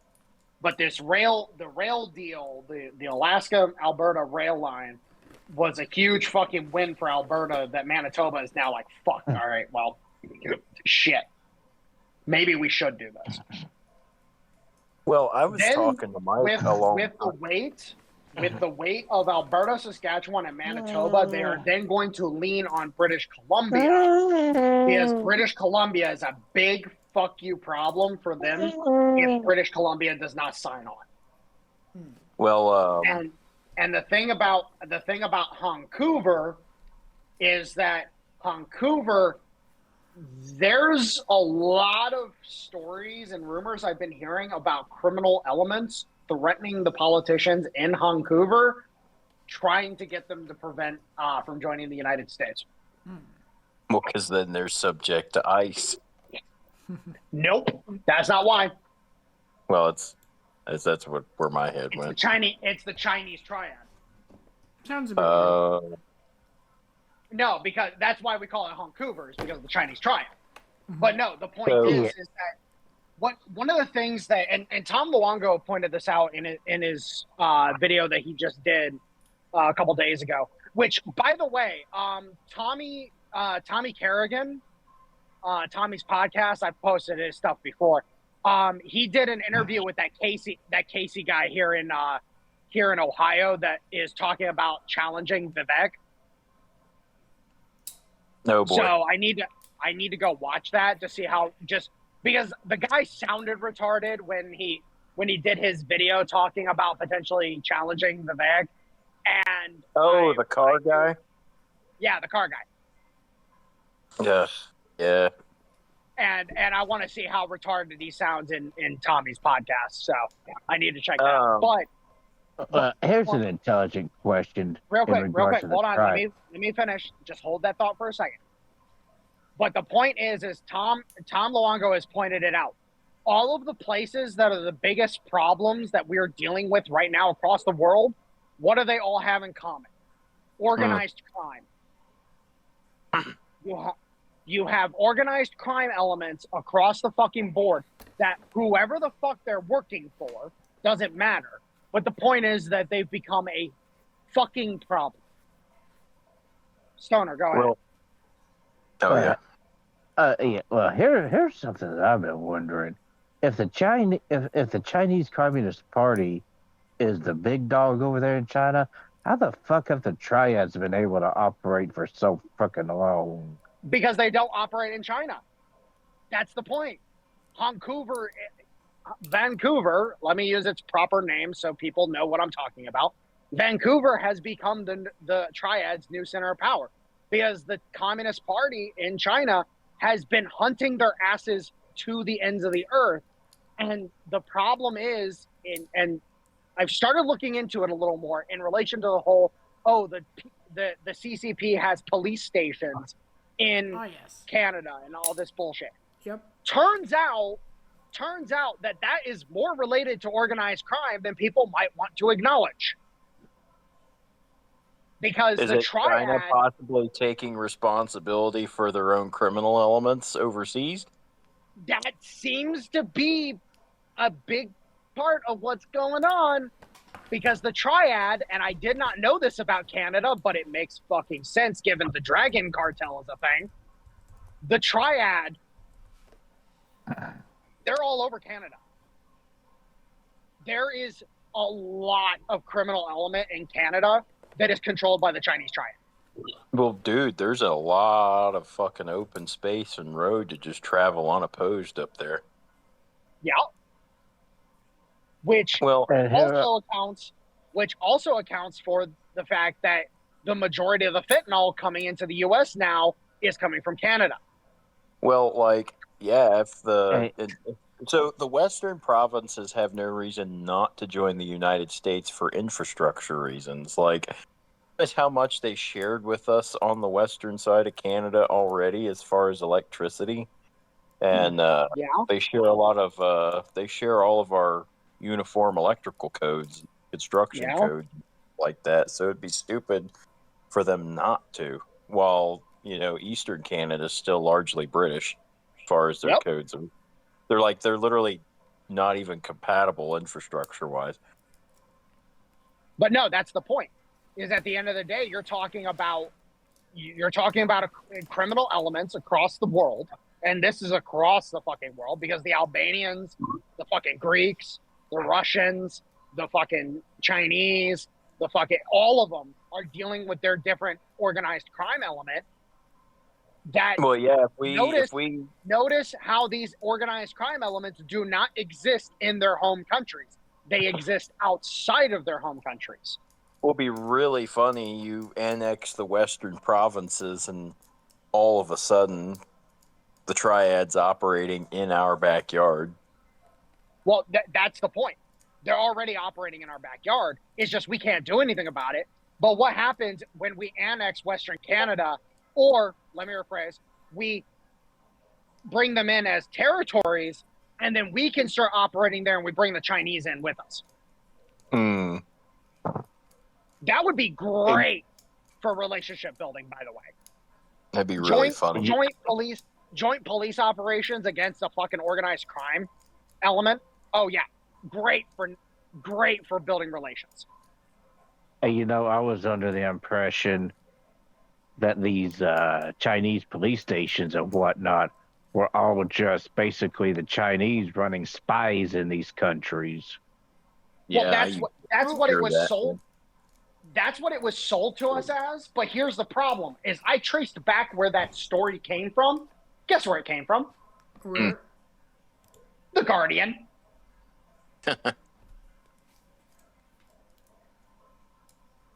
Man, I love it when socialist outlets are socialist until it questions the neo narrative, and then they're all of a sudden patriots. Gotta love it. Like, And the socialists in the United States under the guise of the Democrat Party really fascinate me, how quickly they try to shape shift their narrative. Well, look how fast they turned on Mamdani. What? They turned on Mom? This stuff's still developing. I've not read in like only 2 days.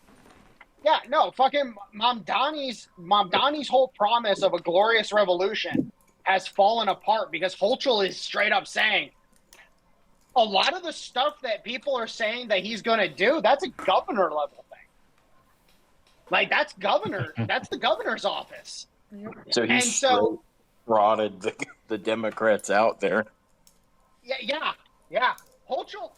I think what Hochul did was she just wanted somebody to get into position that wasn't compromised, because I don't know if any skeletons that Mamdani has in his closet. Fucking Cuomo and Eric Adams, they have plenty. So she just wanted somebody in position that could fucking fill the seat. But otherwise, she's like, nah, I'm not, like the whole free buses thing. She's like, I'm not approving that. I heard that. Also, remember when he promised he'd make You know, not only make the buses free but faster? How do you do that? And How do you we make will the make- buses faster? We will make the trains run on time. Yes, like And the white neighborhoods are going to pay for it. yes, it's like the buses are slow because there's traffic. How are you gonna make them faster? You'd have to bulldoze. He's gonna build monorails across the city. That's what he's gonna do. There's just the buses are gonna be replaced by suspended monorails, and then he's gonna get the quote for how much that's gonna cost, and it's gonna blow the budget out for fucking 30 years. Well, it's going to be it's going to be like the never-ending overpass projects in Columbus. Or like California's high-speed rail. Yeah. Well, no. So, are you guys aware? Are you guys aware of the monorail project that they tried getting started in L.A.? Yeah, emphasis on the word tried. Yes. Well, they tried because when they got the quote on how much it was going to cost, they immediately shelved the idea because it was, if I remember correctly, first year operation, first year in construction, it was going to be like $3 or $4 billion. Just laying the groundwork, and then as time went on over the course of the 5-year construction program that they were going to do, the price was going to escalate something like $15 billion all total, and then the first year of operations, they were going to have to to limit occupancy of the carriages for stress testing purposes, and there was just the whole thing, and they were like, okay, no, never mind, we're not doing this. Did you hear, or did you have you seen any progress on the big rail that they're talking about? Linking Chicago, Indianapolis, Columbus, and Detroit with? All I can say is that, again, cool. How do you make it self-sufficient? Right. I mean, I haven't brought it up primarily because, I mean, what is it affording? I mean, Yeah, I think the plan was to just subsidize it forever. Well, that's the problem. We already have rail. We already have rail going from Chicago to Detroit. Well, no, that's freight lines. That's not passenger lines. Passenger line runs on that all the time. I've taken them. I had no idea that there was a passenger line that still existed. Holy shit, that's impressive. Yeah, Amtrak still runs carriages on that line. Oh, it's Amtrak? Oh, okay, well that fucking explains it. Fucking Amtrak, but that's the thing. Amtrak's fully subsidized by the U.S. government. So, sorry. Yeah, it's literally a money pit. Like, it's not self-sufficient whatsoever. It cannot turn a profit because there's just not enough people fucking taking it. Let me put it to you this way. I can drive the same distance at basically the same speed as the Amtrak line. And then and then depending on the priority in which I need to get to from point A to point B, if I fly, because by the way, I have those connections, I can be there in, depending on the range, anywhere from 45 to 2 hours. Like I could cut out the travel time completely and utterly for getting from point A to point B. So it's like, no, I'm sorry. Go fuck yourself. Flying have a stop in Oakland County, if not Royal Oak. They've got a pickup spot for passengers. Well, and here's the thing: do I hate when I roll down to fucking Kent, or I roll over to Monroe Falls, or I roll over to any of these other places where I see the old train stations? Because the old train stations, like the buildings still exist. They've been taken over by different things, but most of the buildings still exist. Would I love to see those be train stations again? Abso-fucking-lutely. I love that shit. But at the end of the fucking day, I also acknowledge that the fucking sustainability of those businesses is zero. Like they cannot fucking they cannot turn a profit whatsoever. And if you can't turn a profit, and this is a key thing that a lot of people don't seem to fucking understand, if you can't turn a profit, you don't have a war chest. If you don't have a war chest, you don't have money for when the shit gets bad. I think people need to take their focus off of the railroads and start investing in Starship. Well, Yeah, what stop we being so friggin' autistic. Well, here's the fun part. And this is what fucking drives me up a fucking wall. Is that at the end of the fucking day, what do we truly fucking need? We need the ability to get from point A to point B.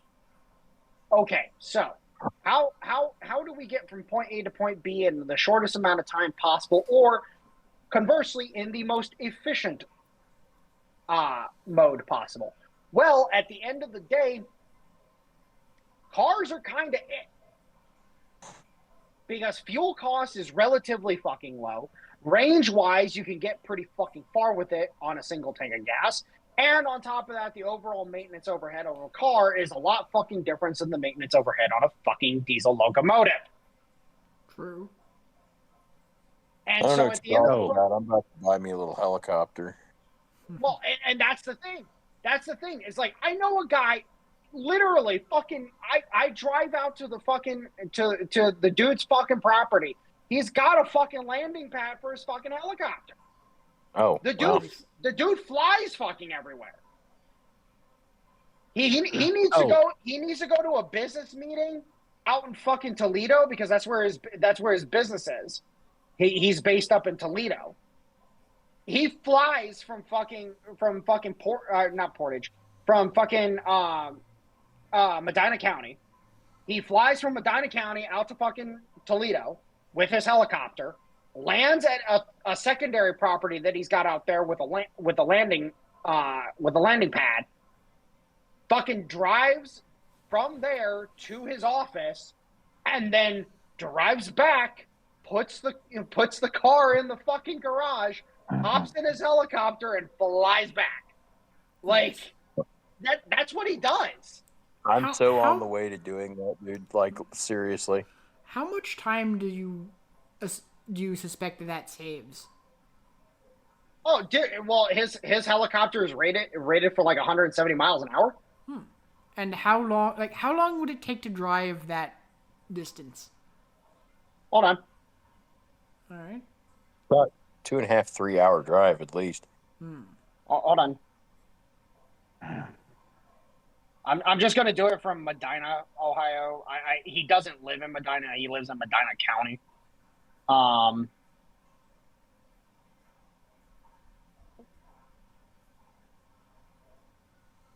It's basically a 2-hour drive. It's a 2-hour drive with tolls. It's a 2 hour and 7, or it's an hour and 51 minutes with tolls.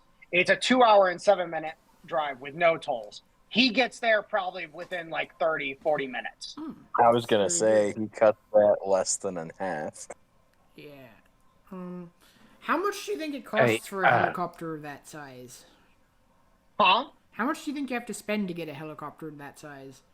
I think, if I remember correctly, he said he paid like, I think it was like $220,000 or something like that. A little two-man helicopter could be as little as 80 to 100,000. Yeah, his is an actual Bell. It's what's the model?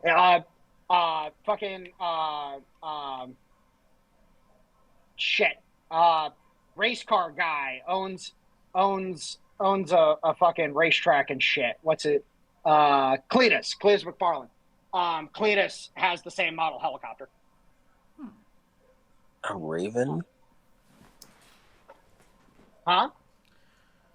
The most affordable civilian helicopter I can think of would be it's a model. it's a line of helicopters, but a couple of different models. So it would be a Raven. I forget the name of the company. Oh, you're talking about the little 2-seaters? Yeah. Well, they make 4 and no. 6-seaters as well, but yeah. Dude, No, you know what I'm getting?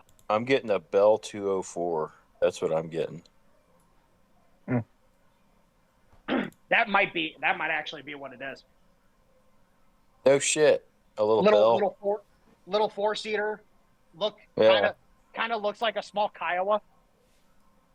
Yeah, Bell 204, 205. These old Vietnam era military service helicopters. Oh, that's not it. That's not it.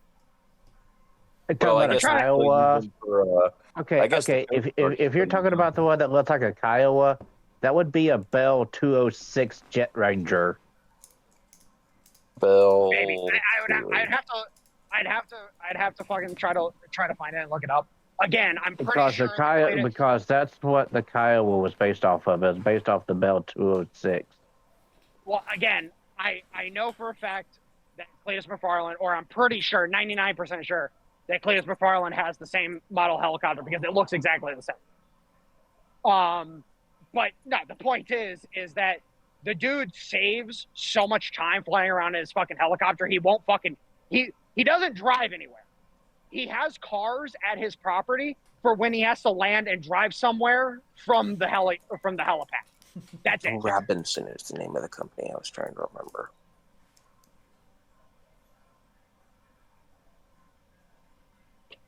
But yeah, we were talking about Bob Donnie earlier, and I had something I was wanting to ask in regards to that little fucker. Have you seen that him and Hassan may have had a bit of a falling out? Oh, dude, so there was a whole thing where Hassan was supposed to be at his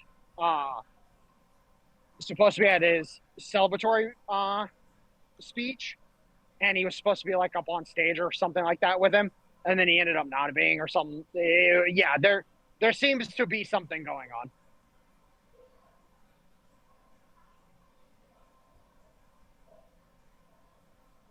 Can you guys still hear me? Yep. I can hear you. Yeah, we can hear you. Sorry, I had just swapped earbuds, so I was just trying to make sure you guys could still hear me. Mm-hmm. But yeah, there does seem to be something going on. But also fucking Hassan fucking getting stopped by the Chinese cops in Tiananmen Square. That was fucking hilarious. Yeah, what was that all about? Oh, Tiananmen Square is kind of like a... Well, I do know about Tiananmen Square, the history behind it. No. So when it comes to, like, China today, Tiananmen Square is kind of like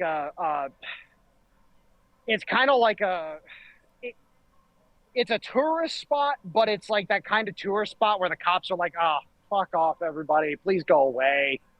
Like, we're sick and tired of dealing with you. Like, it's a tourist spot that the cops don't want to have to fucking deal with. They wish they could just close it off. And so Hassan and his groupies showed up and started recording and taking pictures and shit like that and doing content. And then the cops are like, what the fuck are these idiots doing? And basically they were just being disruptive. And so they stopped them. They went through their phones or they went through their pictures and their videos, and they're like, okay, are you doing anything like stalking people or whatever and shit like that? It was just funny.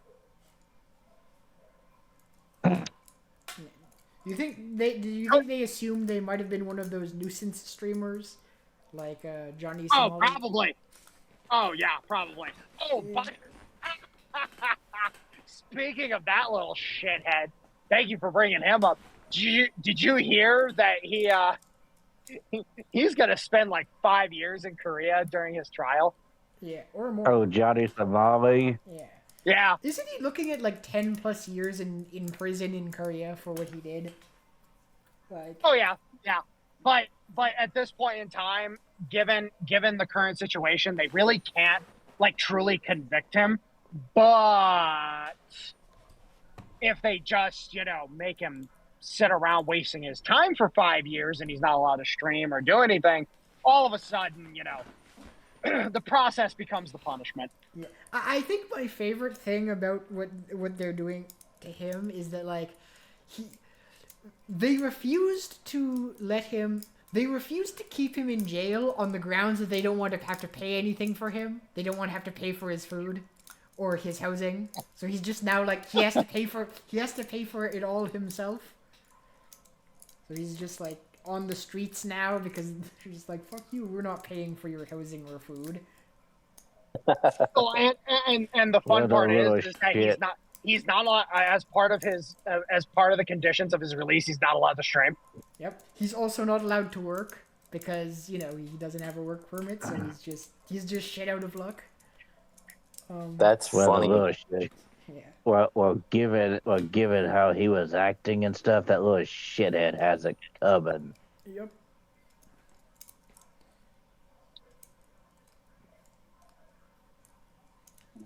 Isn't that the guy that nearly got himself shot like 6-8 months ago, maybe a year ago? Yeah. He was. If I remember correctly, he was over there fucking around in Israel. Yes. Oh, that's smart. Why could Why could Israel have done the most Israel thing and just killed him? Because, believe it or not, some Israelis do have standards. Yeah, I mean, it's like when Greta Thunberg went over on that flotilla. Like, the one time you could do the thing that everyone the one time you could do the thing that everyone already kind of suspects you do. I was gonna say, USS Liberty your ass. Yes. You can just sink her boat. You can just rid us of this troublesome teenager. Like, oh no. Well, technically, she's not a teenager anymore. She's a grown-ass woman. Allegedly. Yeah, she looks like a side character on Shrek. Yeah. Yeah, I have noticed her Princess Farquaad arc. Oh my god. Now, so here's the fun part. Is, do you know why they didn't fucking bomb those boats, even though they honestly could by doing so? Why? Because fucking arresting them and fucking parading them around is so much more fun. Like the Israeli public was fucking chewing honestly speaking, had the Israeli public been able to get their hands on her, she probably would have disappeared into an alley and would have never been seen again. Israel definitely does not like Europe. No, absolutely not. Oh, I hey, think that speaking of this, take away from that. Oh, hey, I was just thinking about this. I'm over here looking at some submarine models, and I recently heard somewhere that the South Koreans are going to start building fast attack nuclear submarines. Oh, yeah, Trump approved them for a nuclear submarine. Yep. So here's a good question. If the South Koreans start building SSNs, then what's the likelihood that the JMSDF will? Oh, the Japanese? They can't right now, but give it about a year. They can't because they don't have the capacity to, or because their current constitution doesn't allow them to? The current constitution prevents them from doing so. Oh, goddamn. I remember years ago, I watched this anime movie about the Japanese Maritime Defense Force getting a nuclear submarine, and the crew named it the Yamato and went rogue and started attacking American Navy ships in revenge for World War II. Interesting. Do you remember what this movie was called? I forget what it was called, but basically, Dale's like asking for a friend. Yes. Well, basically, if I remember correctly, the movie ended with the Americans getting humbled and Japan being rising to its former glory. It was a propaganda piece. Sorry, that made me think of that one anime where it's a modern day. Gate. No, not Gate. It's a I forget the name of their destroyer that they currently use. It's like a Type 91 destroyer or something like that. But What's it's the name of that one of one. Go ahead. it's one of their modern destroyers. Goes back in time. It goes through like this mist or this fog or whatever. Goes back. Yeah, I in know what you're time, talking about. I back know to what you're World talking War about. II. What's the name of that And one? they come out of the fog, and through the fog comes the battleship Yamato. Dude, I it's know so the sad to anime you're think talking about. What is it? It's so. Mm. I don't remember the name of it. It's been a long time since I watched it. It was pretty fucking solid. But their whole thing was, it's like, we cannot let these people see us, nor can we let them capture the ship. Like, this is a problem. Well, I would really love to see them take a missile destroyer from now and drop it back in there and see what kind of havoc it would wreak. Actually, see, we're about to get a depiction of that, because have you guys seen the news about Gate 2? No. No. Yes. Gate 2 is going to be centered around the JMSDF. Yeah, it's going to be around the Marine Self-Defense Force. The new what? Gate 2. It's the gate, the self-defense. So the Self-Defense Force fought. Basically, it's a Gate Japanese. 2, Basically, it's a Japanese version of Stargate SG-1. Yeah, kind of, actually.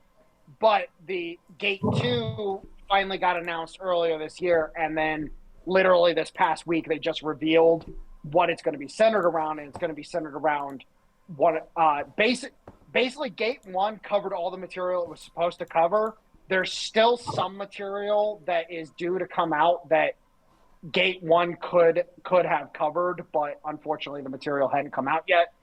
But then Gate 2 is covering the other material that's already been released, and it's supposed to cover the naval side of things.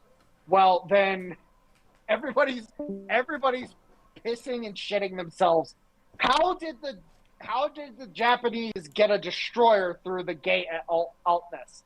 And it's like, motherfuckers, I don't give a shit. How'd they get the planes through?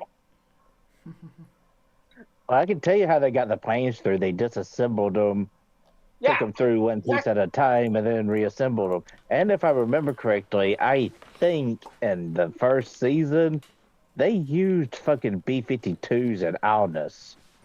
Yes. It was also pretty damn fun watching a pair of FJ4s dogfight with fucking dragons. Yeah. Oh. No. It was the Phantoms. The Phantoms were the ones bombing at Altus. Yeah. Oh. Sorry to interrupt, but one last thing I realized. I think we should bring up and discuss before it gets too late and the stream ends. Did any of you hear how the UK decided that they're going to stop sharing intelligence with the US over their bombings of the drug boats? Yeah, I've seen something of it. Yeah. Any Well, particular if the thoughts British- on what the British are doing in that regard? Trying to hurt us. No. That's not what it is. They're not wanting to share information regarding their proxy in the Caribbean, because that's what Venezuela is. It's a European proxy. Because the Europeans, and I found this out through the grapevine, still need to fully confirm it, but I wouldn't be surprised to find out it's true. Supposedly the Europeans were trying to organize getting sanctions removed on Venezuela so that they could start importing Venezuelan oil. I thought that Venezuelan oil was like very low quality and not, not it's useful. It's dog shit. Right. It is dog shit. But the Europeans don't fucking care. Per my understanding, at least one refinery, I believe I want to say it was in Norway. It might be in Denmark. I'm not sure. It's somewhere in that area. But at least one refinery was being retooled to accept that oil. I've got to ask. Are the Europeans going to have to be given another lesson in what the Monroe Doctrine is? Oh, they've already been given the lesson. It's just they haven't learned yet. Because okay, so let me put it to this way: they're propping up the whole idea that we're committing war crimes by fucking bombing these shitheads off the coast of Venezuela, even though it's like, I'm sorry, I don't give a solitary fuck what you have to say. These motherfuckers, like, you can literally, from the aerial fucking footage on some of these strikes, you can see the bales of shit in the fucking boats. Like, you can just see it. So I don't care who the fuck you are. If you're trying to be like, oh, they're just killing fishermen. Motherfucker, shut the hell up. You are covering for a bunch of dope slinging pieces of shit. I don't care. Yeah, yes, poor fishermen with fucking four motor speedboats. Okay, so to be frank, the whole four motors thing, frankly speaking, not even really actually that whole line of thinking is retarded in and of itself. Why is that door open?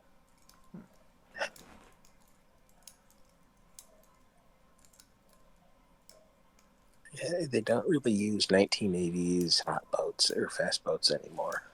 So what is the issue with the four motors? No, the boat. Okay, so the four motors thing, honestly speaking, you fucking you go to any fucking fishing dealership that specializes in boats that are specifically meant for fishing. They most of the time they are multiple engine boats. And the reason being is because, one, go faster. Two, if one of your engines fucking dies, at least you have another engine on your boat. And generally speaking, when you're doing deep water fishing, you're going to have multiple engines on your boat, period, in a fucking storm. So that's not really an argument I would make, but the argument I would make is, hey, in 3 of the fucking videos we've seen, there have been bales of shit on the fucking bottom, right there in the bottom of the boat, that you can clearly see that looks just like a bunch of fucking cocaine. Now it looks like cocaine on the thermals. It's probably not coke. It's probably fentanyl. But the point is, those look like drug bales. Yeah, I'm getting very, very weary of these dumbasses that are trying to cover for drug runners.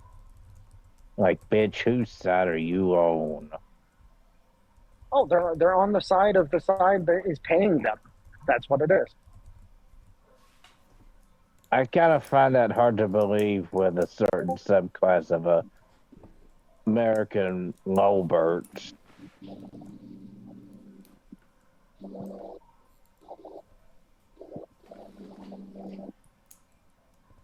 Now, then again, what the hell do I know? I'm just some dumbass with a smartphone.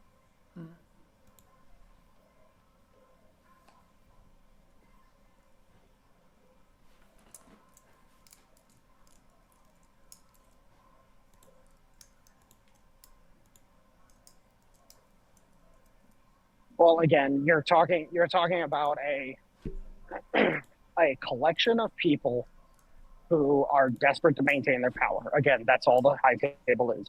It's a collection of people desperate to maintain their power. And they're going to support and back whoever they need to in order to maintain their power. That's as simple as it is.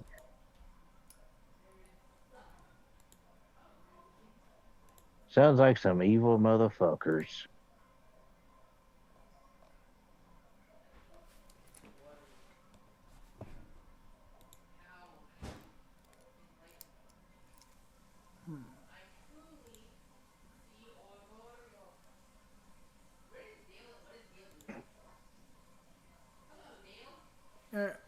Hold on for one moment. Oof, I am recording a podcast. That's a bit. Well, it will be over soon, but oof. 11. Sorry about that. That's fine. We heard the missus. Yes. Tell her I said hello, please. Very well. Anywho, as we're coming up on just the 2 hour and 20 minute mark, do you think now is a good time to end things, being that it's almost 11 p.m.?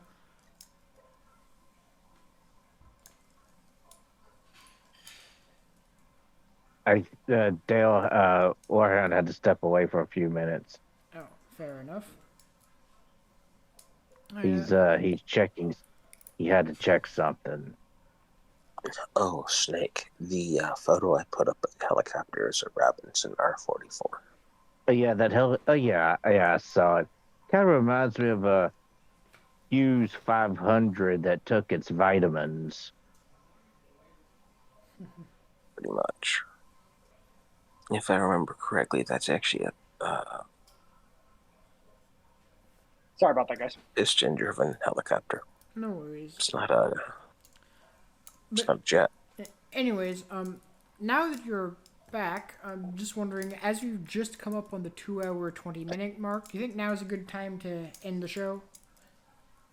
Yeah, might as well. I think I definitely made my position very fucking clear. Groypers suck, and anybody who's bitching and whining and crying about, stupid stuff that they don't seem to freaking understand at all, typical, people don't look up reports, they don't look up white papers, oh, that's boring. Well, okay, then fine. Don't, you cannot have an opinion, please. Thank you. Well, I do really want to know why in the hell.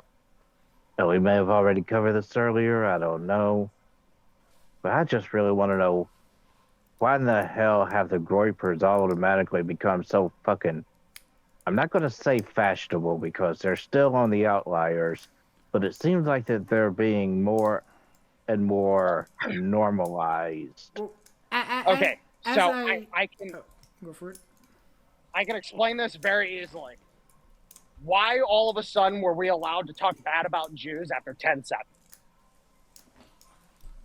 I didn't know we were allowed to talk bad about Jews because isn't that considered anti-Semitic? I would say that the reason we're allowed to talk bad about them is because of how egregiously they've acted in the trying to say we can't talk bad about them, similarly to how, how... No. Are you sure? That's not why. I'm seeing That's the exact same reaction that I would see to, the social justice warriors and the that's racist sort of thing in, 2015, 2016. No, that's not why. Because a bunch of European fuckheads gave us the okay to do it, even though we never realized it. Let's be completely frank and honest here. Mm-hmm. The amount of shit that is flown on Twitter, on Instagram, on Facebook, on XYZ fucking QLMNOP, that level of shit would have never flown prior. And then all of a sudden, the floodgates fucking open. That's sus, that is. That's bait.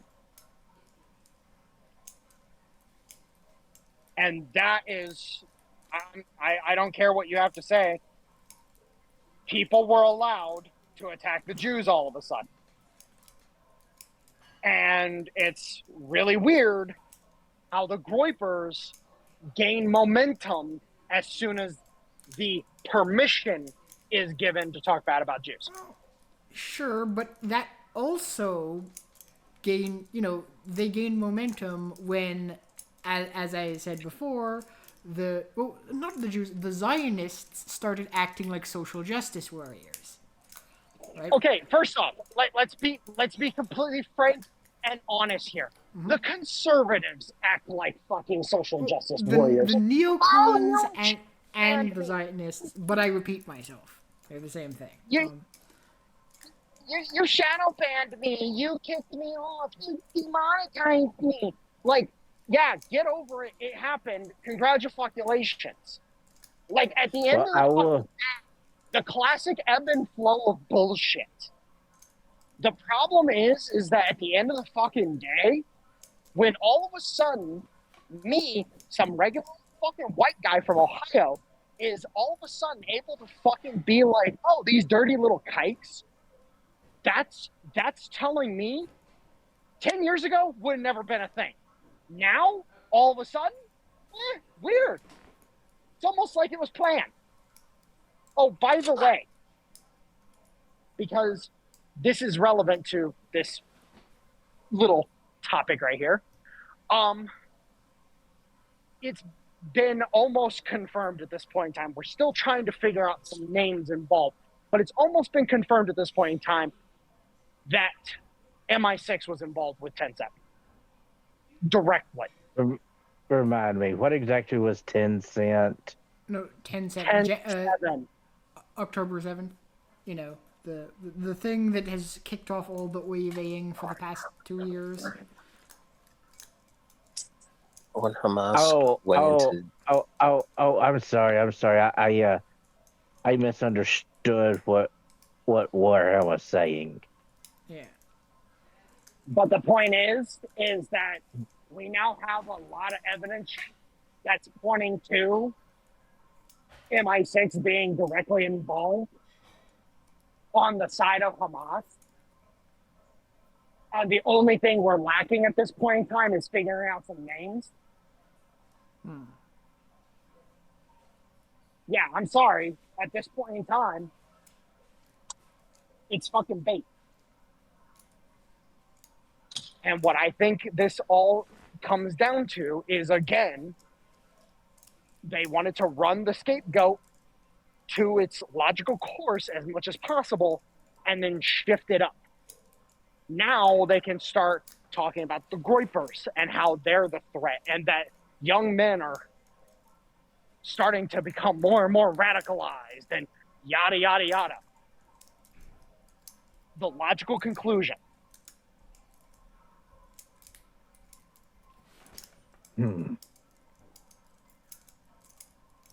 Pretty much the logical conclusion. Create the bad guy so you have an excuse to crush him. Exactly. What is that called? The Hegelian dialectic? No. And I'm going to point out something. They did the same thing to the Jews back in World War II. You might not realize it, but they did.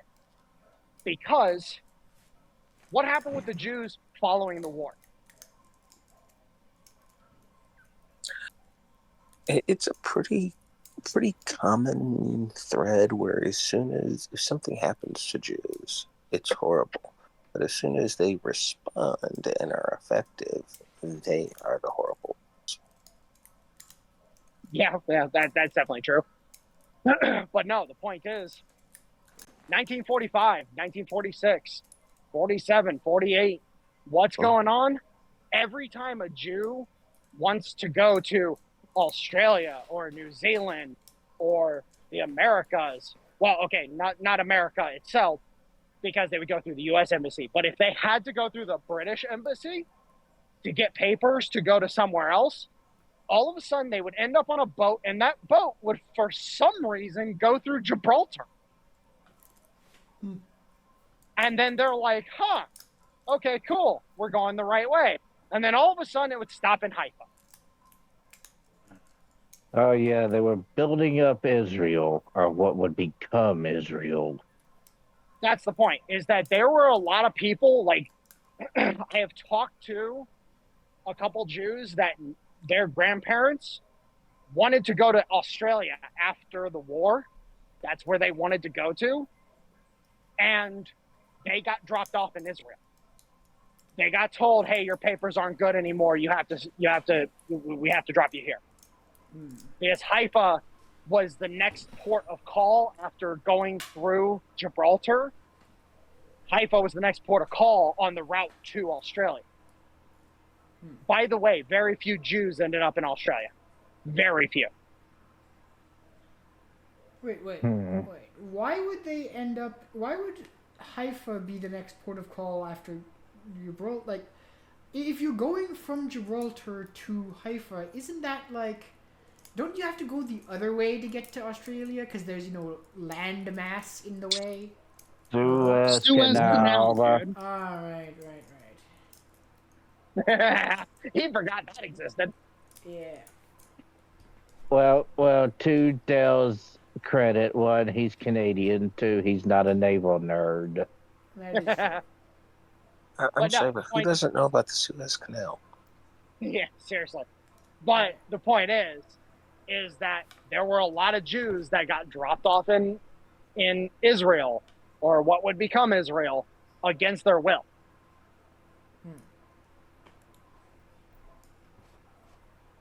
Like, at the end of the day, there is so much murky shit going on when it comes to Israel that isn't even their own doing, that frankly speaking, yeah, I cannot like them when they decide to go half-cock and proceed to fucking be stupid. But at the same time, I'm not going to go after them for being what amounts to the victim of basically being held against their will. Especially, and this is the key thing here. Look into the words. Look into the Israeli Supreme Court. Oh my God! Look into the Israeli Supreme Court. Shit show. Look into where they get a lot of their money. I hear they love a lot of crumpets in there. Yeah. And yes, Will, it's an absolute shit show. Absolute shit show. Now, the Knesset is also a shit show, and so is the president's office, but here's the thing. The Knesset seems to be the only, tangentially, it's the only body that's truly independent in Israel, but there's the opposition within the Knesset that creates problems, and then the president's office seems to be controlled by the USA. So at this point in time, you have the courts are controlled by the Europeans, the presidency is controlled by the U.S., and then the Knesset is basically torn between the two. If you want an idea of how Israel works, look at it this way. It's a concentration camp that the prisoners took over. Yeah. That's a I can good way see to put it. That's a good way to put it. And that's basically what you've got. And I'm Jewish. I could say that. Fair enough. Oh, are you? But I would also... Well, my family is. I'm not. But my there's family also... But there's also something else, too. Something else that I think we need to address. Mm-hmm. And we can cut it from the show or not. I don't really care, but it is something I want to discuss.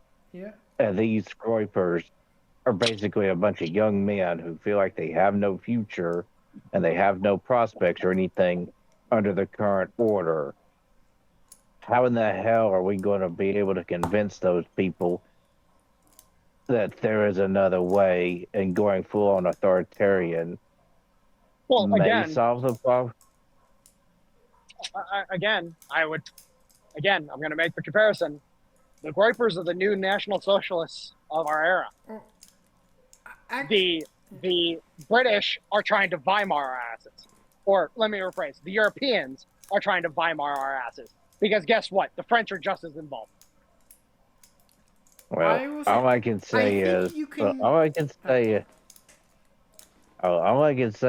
that I just hope Trump can get his act together and stop with some of these friggin' gaffes and stuff that give these Groypers more gas.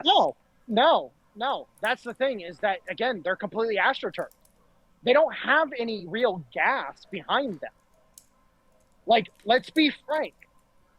Economically speaking, if it wasn't for my debt, I'd be fine. Justin, I don't know about you, but you don't seem to be doing half bad. And then fucking Will, I don't know Will's situation, but at the end of the fucking day, I have not met anybody in my personal life that is truly struggling that isn't buried under debt. And debt at the end of the fucking day is your own goddamn fault. Like, you took out the fucking debt. Period in the story. Indeed. So at the end of it, if any of these young men truly feel like, oh, it's helpless, all I gotta say is like, how retarded are you? Like, are you working? Are you actually putting together the assets that make you fucking actually self-sufficient? Or are you doing nothing, fucking sitting in mommy and daddy's basement, bitching to the world on Twitter because you feel like you have an axe to grind with the world, whereas in reality, the world doesn't even care that you exist. You haven't made a name for yourself. You haven't made a contribution to our society. You haven't fucking tried. Mhm. Like, what? I would love to talk to the Groypers, but they love tossing me out of their spaces because I bring the heat when it comes to these motherfuckers. They fucking love tossing me from their spaces. And every time I love to ask them, what the fuck have you done? Where you know, Justin, I wasn't trying to be a dick the other day, but you asked the question, where's your sense of self-preservation? I asked the question again, where's yours? So, That's the crux of it all. yes. If you allow yourself to be gaslit, you will be gaslit for the rest of your life. Yes. If I might also just say, you asked like, what can we do? You can just ignore them. Remember who in 2024 was stumping for Kamala Harris in Michigan? Who has a tweet? Who has a tweet urging his supporters to vote for Kamala and in all the swing states? Oh, Yep. yeah, I seem to remember that. And how did the election turn out? Oh, not in their favor. Yes, 77 million motherfuckers. Yes, you can just ignore the Groypers. You don't actually have to dedicate time to either fighting them or joining with them. You can just ignore them. Yeah, fuck those guys.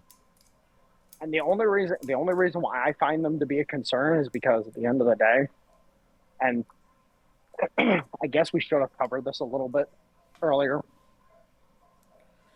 The reason why I find them to be a concern is because if they decide to pop off, they could join up with the cartels and be a big problem.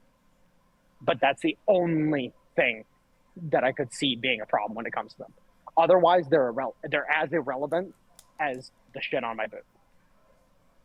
Yeah, that's one thing that's been on my mind is what if they do decide to pop off? Again, it would have to be with the back end of the cartels. And if they're going to side with the cartels, well, fine then. Fuck them. A target-rich environment. Mm-hmm. And also remember, no, you're going to have to censor this part. All right. For YouTube. But didn't Nick Fuentes have his followers swear an oath that they would rape and kill in his name? Yes, but at the same time, I'm pretty sure that was just, edgy shit posting. Yeah, well, sure. It may but have. At the same time. You know how they try and blame Republicans and conservative and Trump supporters for violence? Yeah. The people. And it's like, no, well, we just sit back and laugh and say, if you come in our house, then we'll shoot you, but otherwise we'll leave you alone. As long as you leave us alone. That's who they're going to try and tie into right-wing violence, is the Groypers. Mm-hmm. That's actually what concerns me. Again, yeah, me too. They're the ones that are unbalanced enough to do it. Or have we seen any examples of this actually happening so far? I don't think I can see any examples of Groypers going and murdering people yet. Nothing that I know of comes to mind. Because they're LARPers. They don't actually do things in real life. They LARP.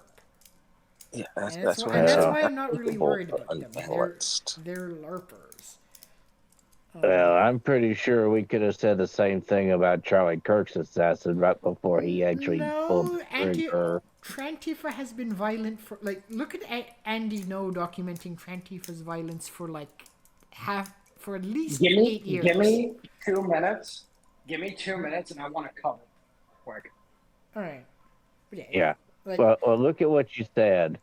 You said Trantifa, yes. but technically this dude was not transgender. He was just in a relationship with a trans person. Yes. Who happened to be, that Yeah, way. he was Who happened to have been in Trantifa. Yeah. in a relationship with, and he was also, or the individual that did it is also a furry.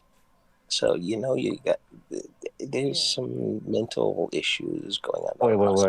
Was he really a furry? I thought it was I thought it was what's the person's name? Twigs. The other relationship. I thought Twigs was the furry. Robinson I thought was just. Oh really? Yeah. I'm pretty sure. Yeah. And he was actually very active online in the communities. So here's the thing I will lay out when it comes to Trantifa, and this is why the situation regarding them is as bad as it is. They've been operating since the early 2010s. They have not been operating as a clan, or they have been operating as a clandestine kinetic threat. They have not been operating overtly or they've only been overtly operating for the past couple of years. And the simple fact is that Trantifa, they are the expendable shock troops. They are the guys, they're the penal battalion. They're the guys that get sent forward. If you die, you die. If you don't, you get to be free. I'm sure you said battalion, and my immediate thought was, did he say penis battalion? What'd you say? Wrong battalion, and my immediate thought was, did he say penis battalion? Oh, the penile battalion. Yes. The point is, him. But the point is at the end of the day, they're the expendable foot soldiers. They are not the frontline combatants. The cartels and their equivalents within the Democrat forces are the frontline combat forces. These guys are the guys that cause the mayhem and cause the chaos preceding the mainline forces.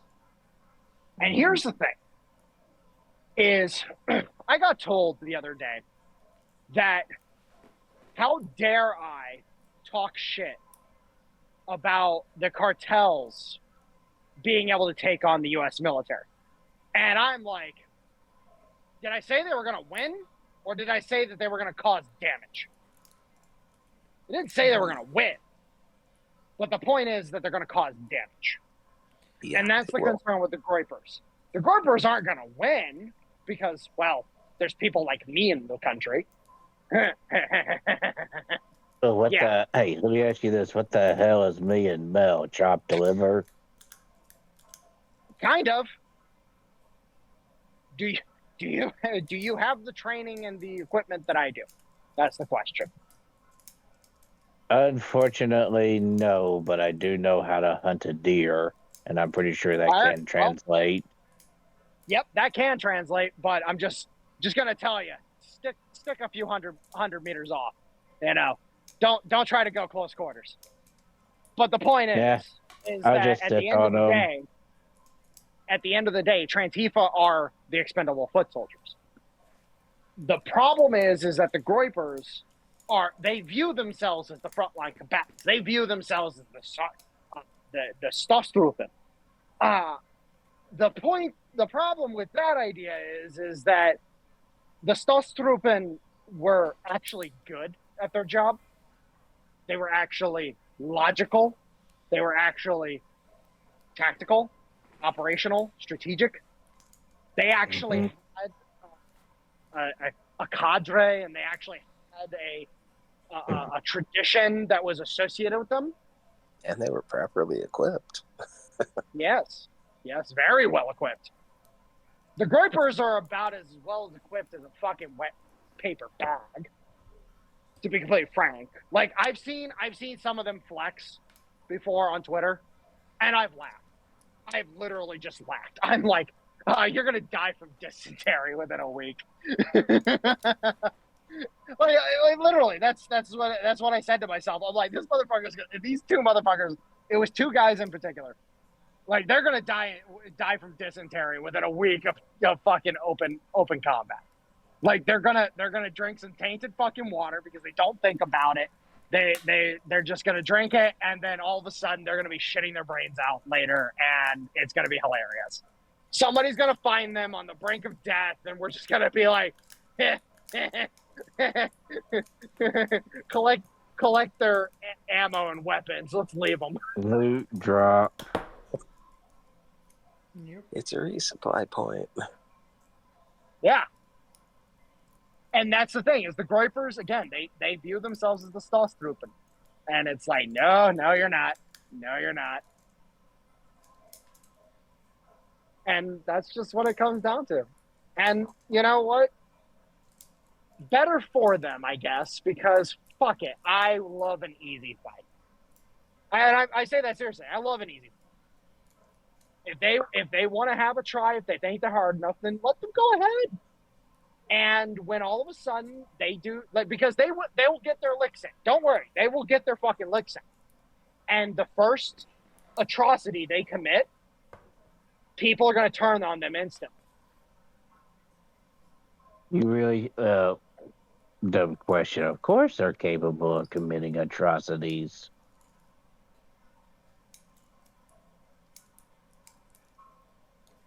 What? Yeah. You know what's funny?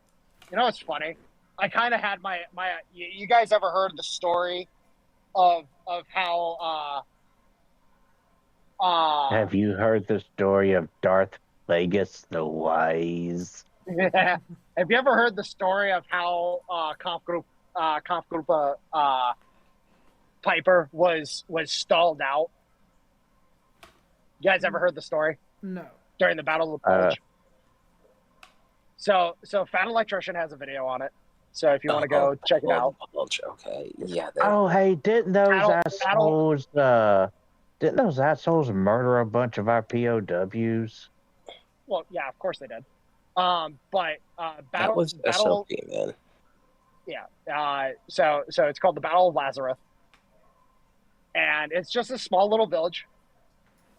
And there were 22 GIs up on a ridge that held the line against hundreds of well-equipped but very, very, very poorly trained Fallschirmjägers. And these 22 guys had stalled out Kampfgruppe Piper by like 19 hours. Mm-hmm. I thought the Fallschirmjäger were supposed to be like highly trained, weren't they? This was one of the new Fallschirmjäger regiments that had just been stood up. So they were equipped like Fallschirmjäger, but they were not trained like Fallschirmjäger. And it ended up costing that 19-hour delay that this platoon, and it, mind you, it wasn't even a mainline infantry platoon. It was a INR platoon. It was a recon platoon. This INR platoon managed to hold the line long enough to delay the German advance for 19 fucking hours. And it cost the Germans the entire operation. Kampfgruppe Piper managed to make it just across the, I believe they made it just across the Meuse River before they were stalled out and counterattacked and destroyed.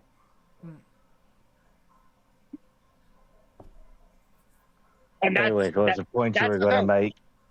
the point is that, again, Kampfgruppe Piper,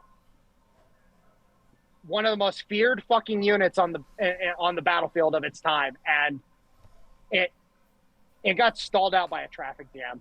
It died because of a traffic jam. That's it. That's how easy and how dirty this shit is. They died to a traffic jam.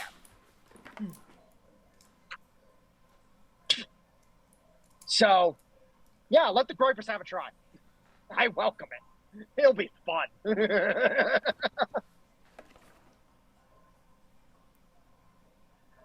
Those guys would benefit from studying history. Just saying. They would benefit from getting a job. Okay, correction. First, get a job, then study history. Well, here's the thing, though. They wouldn't even need to study history. If they got a job, then they'd have to pay bills and taxes and worry about everything life teaches you. So they wouldn't even have to worry about learning history. They'd be too damn busy. All right, let's go ahead and wrap it up. All right, sounds good. I love you, beautiful bastards. Everybody from the WarWolf Podcast says goodbye. And again, don't be stupid.